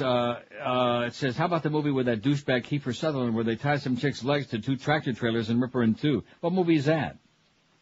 I don't recall that. It sounds like they might have it confused with The Hitcher. No. This is another. No, this is a different one. It's a cheesy movie. The Hitcher actually never happened. Although there were some horrible, we never saw them though. We never saw him kill anybody in The Hitcher, did we? Well, the Jennifer Jason Leigh scene, which I already submitted. What? Because it reminded me, he pulled her apart. In The Hitcher? Yeah. Remember he hitched her to a trailer? Right. And gave her a pull. He didn't pull her apart? Yeah, he did. No, they stopped it. No, what they didn't. What are you talking about? No, they didn't. You got to see it again. Are you sure? Well, I'll be damned. It's one of my favorite movies. I'm too obsessed with the finger foods with Rutger Hauer. And you of course, like C. the Thomas spittle Howell. scene as well. Yeah. Oh, yeah. Boy, there was something really, really interesting going on. In fact, even the cop said there's something. Yeah. And Tom Howell wiped it off his chin and had that look. They were looking into saliva, too. Boy, could we have a good time together in here on the inside is what they were thinking, I guess. He actually pulled her apart? Yes. I thought he stopped him. Well, I'm going to have to watch it again. Failed. Anyway, somebody else says, my suggestion to add to the poll, the French film Irreversible. Yes. It was shown in a very limited release this year and is the single most horrifying act of violence I've viewed in many, many, many years of film watching. All right. Yes. From Paul in Deerfield. Thank you, Paul. It says there's a scene in this film where a couple of characters get into a heated argument in a gay sex club. Gay sex club. Absolutely. One of the men then uses a large fire extinguisher to beat the other man's head to a pulp. All right. Literally, blow by blow under the force of the heavy canister, the man's head actually breaks apart. His teeth cave in, his face cracks open, his skull shatters, his brains leak out. Oh! All this happens in one unbroken shot. How the special effect was achieved is a mystery. It's the most raw, sickening act of screen violence I've ever seen. Paul is absolutely correct, sir. It says if you get the chance to see it, it is available on DVD. Consider yourself warned. Irreversible, the French film. And once you see it, yes? As if that's not enough, it also contains the most horrific rape scene I've ever seen on film. All right. Excellent.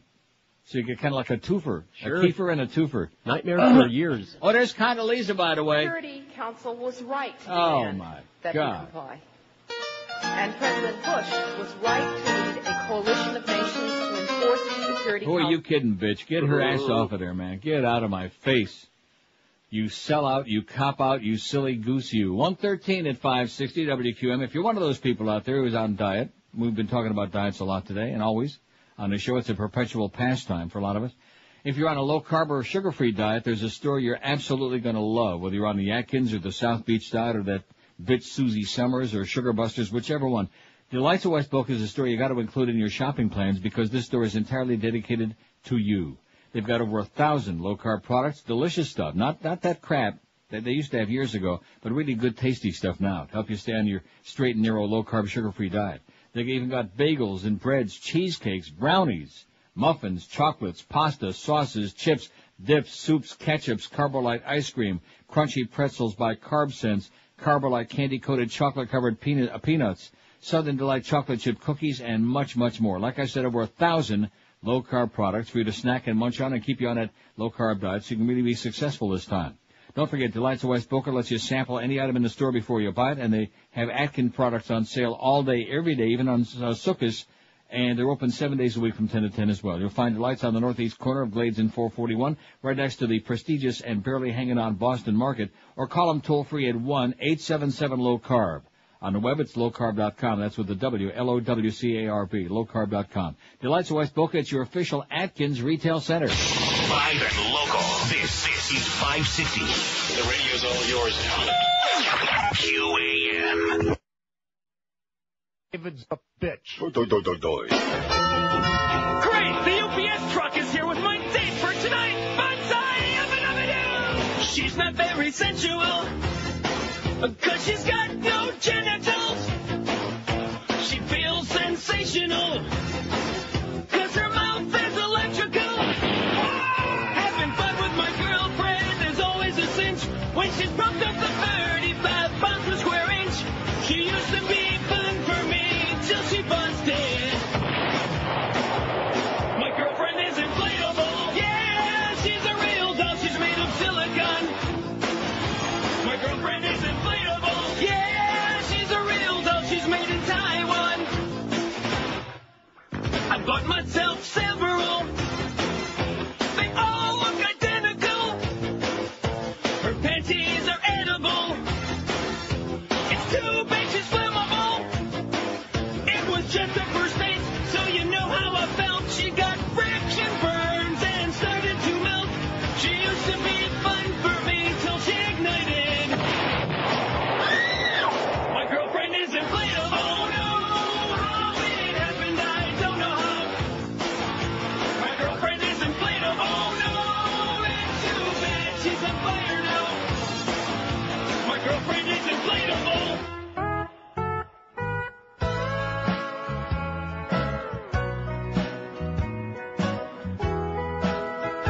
Oh, we're fine. Don't bogart that joint, my friend. Pass it over to me. Don't bogart that joint, my friend. Pass it over to me. Okay. Roll another one, just like the other one.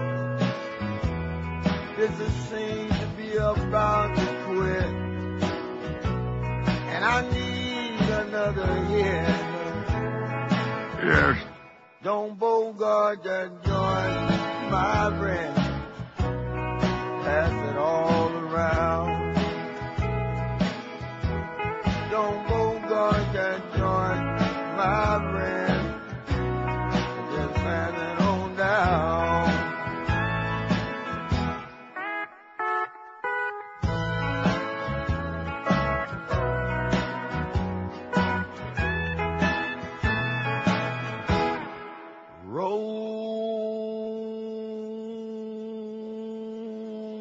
Roll another one, just like the other one. This one seems about spent, and I don't have another cent. Don't hold on that joint, my friend. Just pass it on down. Don't bogart that joint, my friend. Just pass it around.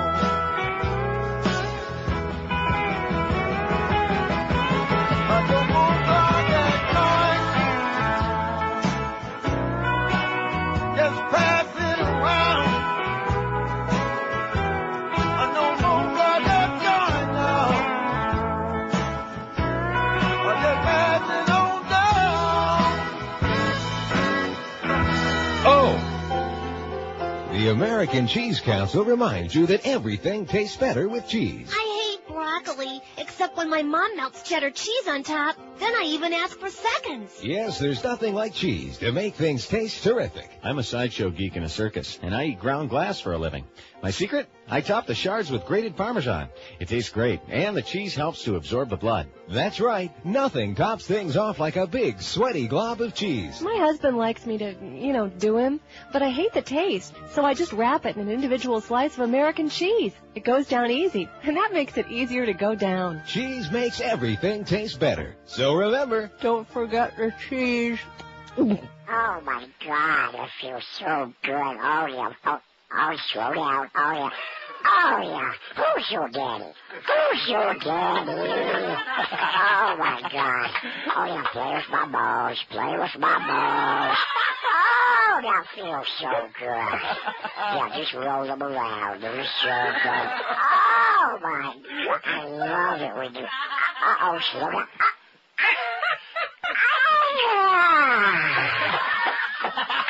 Don't move. I'll go get you a towel.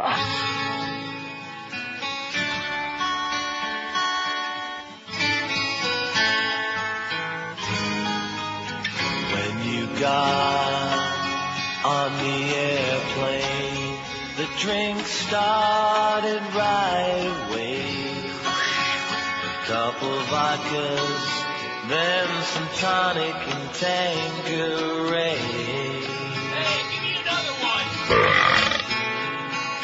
Started acting silly, like Happy Jack the Clown. You pulled your zipper, and your pants came a-tumbling down. Then you climbed on the carts. All right. Things got started with a fart. Then you do-do-do in front of us all. Joe Rod, don't you know that if the bathroom was occupied, one of us would step aside to keep you from do-doing on the plane.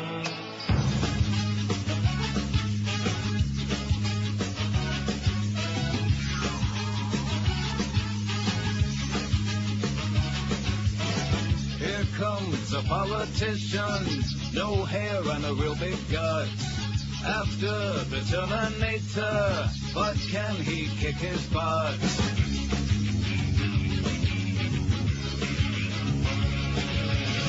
In California, he knows he's creating quite a buzz. Even though he's Latino, speaks more English than Arnold does. He's not so good at acting, and he doesn't live big ways, but he sure knows all the issues in that California state. Just wait until the debate. Polls are coming out. The voting for Bustamante. No. You might think about voting for Bustamante. If you have some doubt, Bustamante is that grande. Just look at the crowd. The voting for Bustamante. Voting for Bustamante. Voting for Bustamante. A little late. 126 at 560 WQM. American History X is pulling away. Curb stomping murder 54. I'm going to have to get that. It's okay. Chainsaw scene in Scarface 44. Alien eruption 26. And only like a few of these that are like even in the running so far. Shower scene in Psycho 25. And after that, nobody like even with more than 20. But we got a whole bunch of new ones on there. So peruse and take your choice, okay? All you sadistic bastards out there. Don't forget tomorrow, Thursday, October 9, noon to 2. We got another fan hit with our Best Deal merchandise for Abandoned Pet Rescue. Sponsored by the Real Yellow Pages from George's close personal friends at Bell South at Power Sports, 1090 West Sunrise Boulevard in Fort Lauderdale. The lovely Miguel will be there with our CDs and keychains, all of these things. That'd be funny. Pair of tickets. See, and I still don't really understand what that means. Pair of tickets to Oktoberfest this weekend at the German American Club in Hollywood. And believe you me, you better get to that German American Club real soon. If you know what's good for you. All you mortgage shoppers out there, the following message could save you tens of thousands of dollars. Interest rates for home loans are shooting up dramatically, but there's still an interest rate available at the amazingly low rate of 1.95%. You heard right. Just 1.95% from Financial Group, so call them toll-free. Smoke them if you got them. Call 1-800-940-LEND. It's true, the economy is changing, so if you're even thinking about refinancing your home, or if you want to move up to a really better real estate investment, this is something you ought to check out immediately, if not sooner. Call Financial Group 1-800-940-LEND, and with just 1.95% financing, you'll get the payments like these. If you have a $100,000 loan, your payments are a mere $368 a month. If you have a $200,000 loan, you pay only $736 a month. It's unbeatable. So call Financial Group right now and get that low 1.95% interest rate you thought was only a dream, a fantasy. Interest rates are climbing, but you can still get on this, so hurry and call them.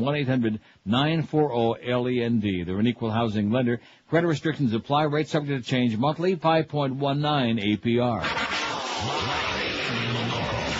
We're Sports Radio 560 QAM. Sportsback Radio WQAM.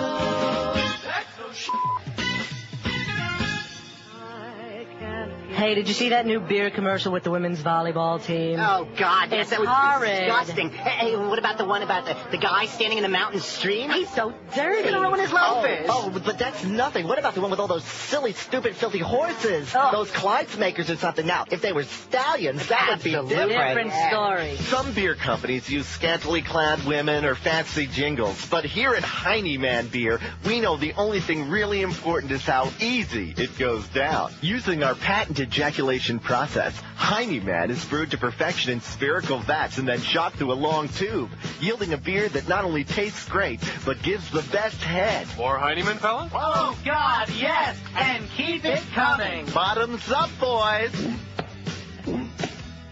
Heineman Beer leaves a manly taste in your mouth. Once you've tried a Heine, you'll never touch another bush. Distributed by Man Munching & Company, Fire Island, New York. Like millions, I suffer from irritable bowel symptoms. Both diarrhea and constipation. Whoa, no more cheese for you. I use Equalacid. It equalizes the system and relieves irritable bowel symptoms. Now, Karen, this is a new carpet. Did you take your Equalactin? Oh! Sorry, my bad. Here's Andrew Dice Clay for Dice-A-Roni. All right, let's say you're eating. You're sick and f***ing tired of f***ing potatoes and that stovetop shit. Do like me, honey. Eat this. Dice-A-Roni. Come on, it's almost as simple as you. Put the f***ing bag in the f***ing pot and you turn on the f***ing stove. You think you can manage that, honey? Hey, bada bing, the f***ing thing's done. So, remember, Yankee Doodle came to town riding on a pony, stuck a feather up his ass and called it Dice-A-Roni. Oh! Dice-A-Roni, the tacky tasteless treat. Ow! Nothing says breakfast like a bowl of cereal topped with fresh berries. And no berries are tastier than the ones picked by Sam Dingle. Since 1975, Sam Dingle has been there for the picking of every one of his berries. Always picked by hand, Dingle berries are fresh and juicy. Never too soft, never too hard. Grown in a warm, moist climate, dingleberries are always naturally rich and never chewy or filled with unwanted byproducts. Each dingleberry has its own unique flavor, but confident moms love them because they know where they came from. Great dingleberries, Mom. Dingleberries. You could pick your own, but then they wouldn't be dingleberries.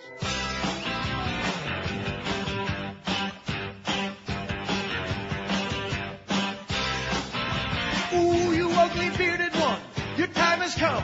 We think it's about time you died, Osama. Ooh, we want you to arrive, dead or alive. There is not a place that you can hide, Osama. Ooh, you make us sick, such a prick. Time to say goodbye when you see Allah. Please tell him that we all said hi. Die, die, die, die, die. Woo! Die, Osama. Come a little closer, huh? Or will ya, huh? Shove this warhead up your ass and die, Osama. Hiding in Afghanistan, the Taliban. Soon you will be running out of time, Osama. Ooh, you make us sick. such a prick. Time to say goodbye when you see Allah. Please tell him that we all said hi. Die, die, die, die, die. Woo! Die, Osama. Die, Osama.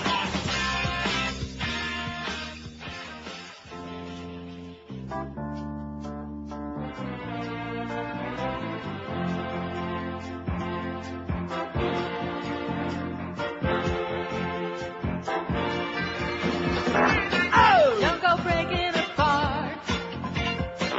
Stop breaking my balls.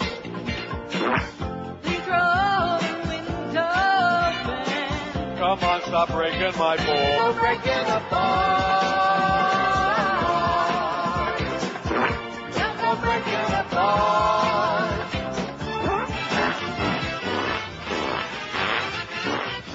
Join the NRA. Shoot your gun today.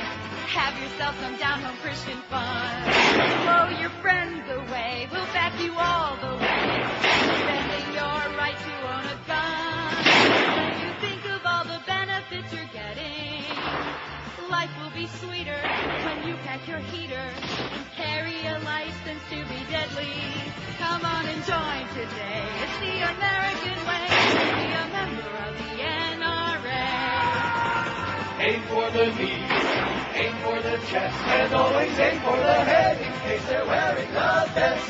Sharpen your skills, make them more fun. Be there to defend your right to own a gun. Come on and join today, and you'll be proud to say you're a member of the NRA. You son of a bitch. 21 till 2 at 560. We got the Mad Dog at 2. The Humper at 4 this afternoon. And then, of course, all the, we jump on the bandwagon. Aren't we on the bandwagon? Yeah, You sure. bet. The pregame at 7 o'clock. Pregame at 7:45 till 8:20. Marlins on Drek.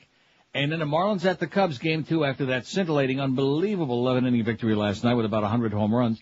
Marlins at the Cubs, 8:20 tonight. Eddie K after the ball game. And Mark Eisenberg solo while Joe Costello is getting his tonsils tickled. 55 votes for American History X, curb-stomping murder, the most horrifying death scene ever in a movie. Scarface, chainsaw scene, 47. Alien, eruption, 27. Psycho, shower scene, 25. Baseball, batted and buried alive, Casino, 17. Raiders of the Lost Ark, melting Nazis, 14. Hopefully that'll come into vogue. The Omen, impaled priest, 11. Exorcist, Father Karras, 11. And Saving Private Ryan, Nazi knife killing, 10. Everybody else in single digits, but you got about 100 to work on right now, okay? Maybe not 100, but... About 30, man. More than that. 20 till 2 at QAM. If you're underpaid, if you're working in a really crappy job, working your ass off, but if you feel like your life is on a treadmill, your legs are moving, but you're not going nowheres. Here's the answer. Call Fast Train. They can change your life forever. Before the end of the year, they can have you in a new high-paying career. So call today. Be sure and tell them Todd Dreck told you to call. That's always good for a very, very good laugh. Call 1-866-FAST-TRAIN. They can have you trained and certified before year's end. The demand for computer professionals is gigantic, it's humongous, it's big. So there's no smarter, no better time than right now to get you a new high-paying career and extricate yourself from that rut. Fast Train offers job placement assistance, convenient to evening and weekend schedules, and with 6 locations in Florida and 4 in South Florida, there's bound to be a Fast Train nearby you. They offer financial assistance for people who qualify as well. So what do you got to lose beside a really measly paycheck and a crappy job working for some putz? Call Fast Train today, toll free at 1-866-FAST-TRAIN. That's 1-866-FAST-TRAIN. Check them out on that wicked World Wide Web first at fasttrain.com and then make that call finally and do something good for yourself. Call 1-866-FAST-TRAIN. Live and local. This is Sports Radio 560 QAM.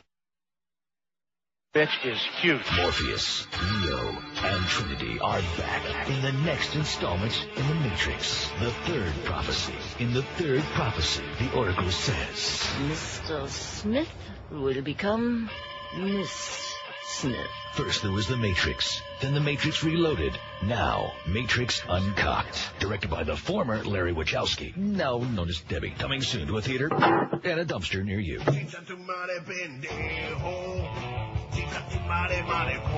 Oh!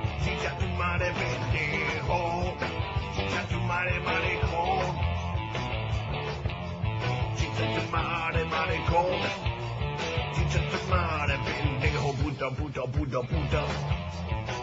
Puto, puto, puto, puto. Puto, puto, puto, puto. Puto, puto, puto, puto. Chicha tu madre, maricón. All right. Chicha tu madre, pendejo. Lucas. Mierda. Bueno, la naga. Bueno, mucho. Quiero tocar. Chicha tu madre, maricón. Puto. Puto. Puto. Chiquita. Chiquita. Mamar. Mamar. Bueno, como ya. Maricón.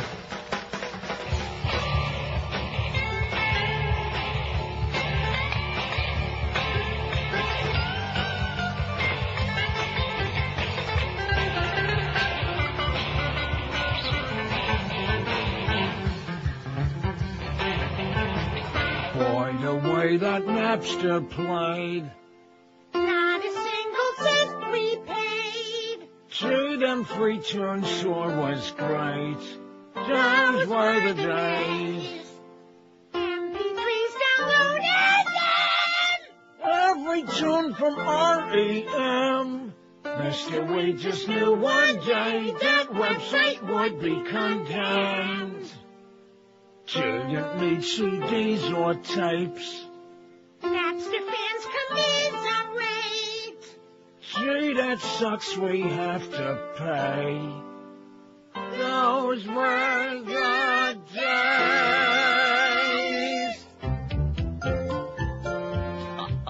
How are you? Hey, nice to see you there. Ow. You're looking fine. I'll tell you what. You may see a major upset in the nominees for president. So, very quietly, I'll work to guarantee the Democrats nominate my wife Hillary. I want her big butt out on the campaign trail so I can stay at home and chase college tail. Judging from what I've seen, the choices are obscene. It's either whiny Lieberman or Howard Dean. Kerry Clark and all the rest can't get elected. Slap a button on Hill's chest. Please get the witch to run so I can have some fun. Ow. Me and Chappaqua and her in Washington. I'll hold a wet T-shirt contest in my yard. And all day long I'll walk around semi-hard. It'd be a dream come true. It'd be a major coup.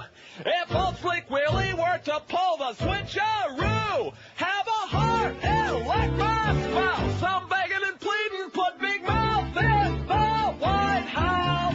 Like It's always the same old story. You and your pals can't agree on what to watch. I want to watch stock car racing. I want to watch golf. Well, now you can both be happy with the NASCAR PGA channel. It's two great sports on one channel. Watch Jeff Gordon with his number 24 Chevrolet wide open blow past Jim Furyk on the 18th hole of the Buick Open. The NASCAR PGA channel. Never before have two acronyms combined to unite such diametrically opposed spectator sports. Here's Tiger Woods on the green at 8. And here's Dale Jr. in the red number 8. Look out! Two groups of athletes, both shooting for the checkered flag stick, the adrenaline, the relaxation. The NASCAR PGA channel. The NASCAR PGA channel is a subsidiary of the Figure Skating Hockey Channel. Be there. She's a perfect Nazi who likes to flash her panties when she don't have those on. She's hanging like pastrami on rye and Coulter's rancid snatch. And Coulter's rancid snatch. Imagine what you can catch from Ann Coulter's snatch. Gonorrhea Paru scratches with a brush.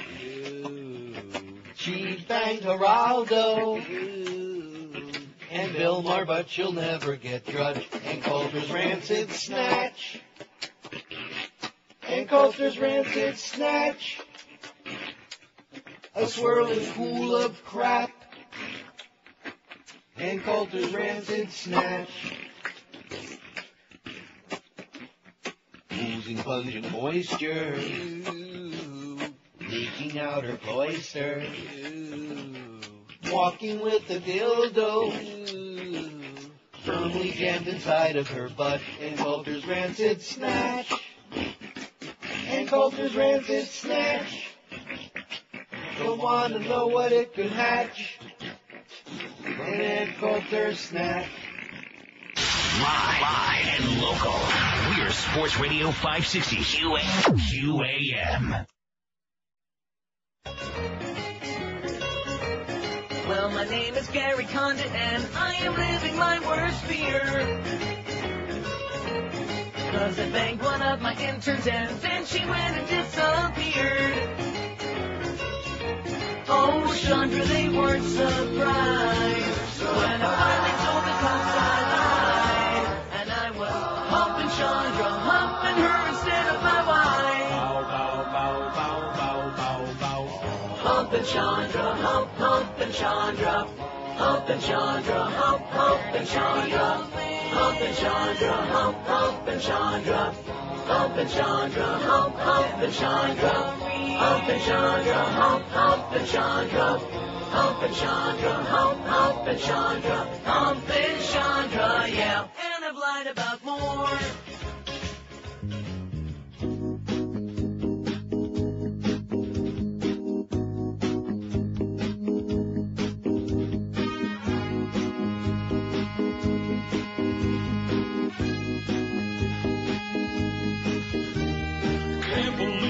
Language I hear on TV.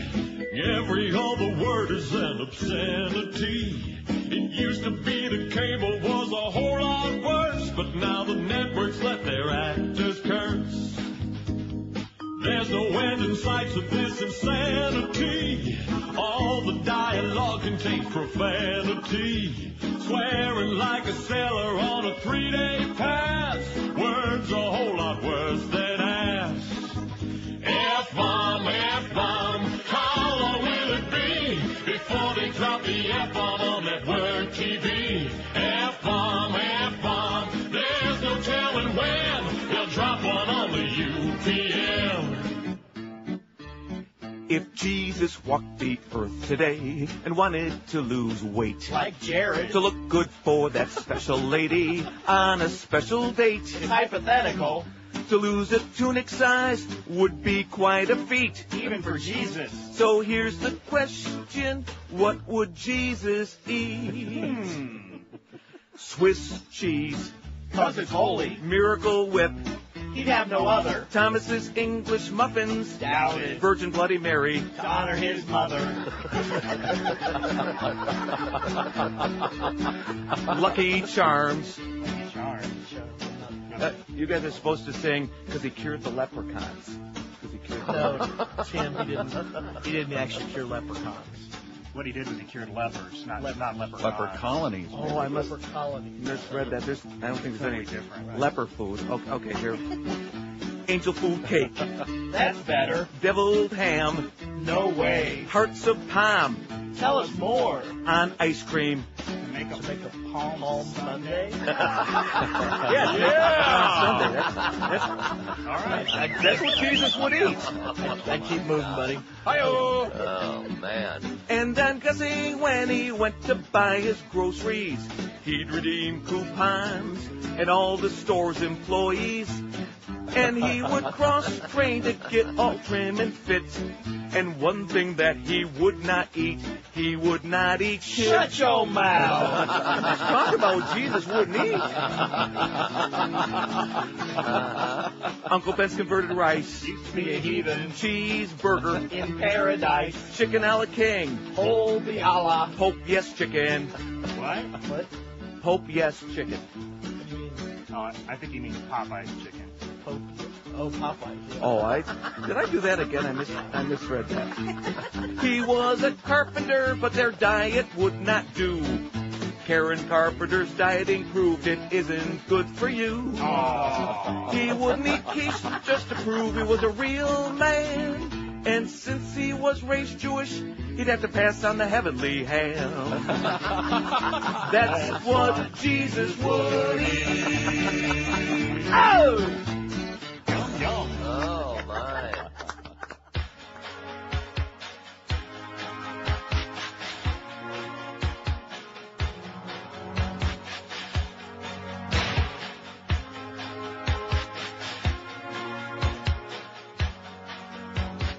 Guess you should have known. By now we got these colors that tell us when a threat is near. At least you're the kind of person who believes if we got hit once, the next one will be more severe. Yes. But I guess you must be dumb when you say that this new system really needs to be refined. I told you green means alright, and orange means uptight, but you say, what if I'm colorblind? Honey, I said, when it's red, big red, baby, you're much too fast. Yes, you are. When it's red, big red, you need to get a clue, you stupid ass.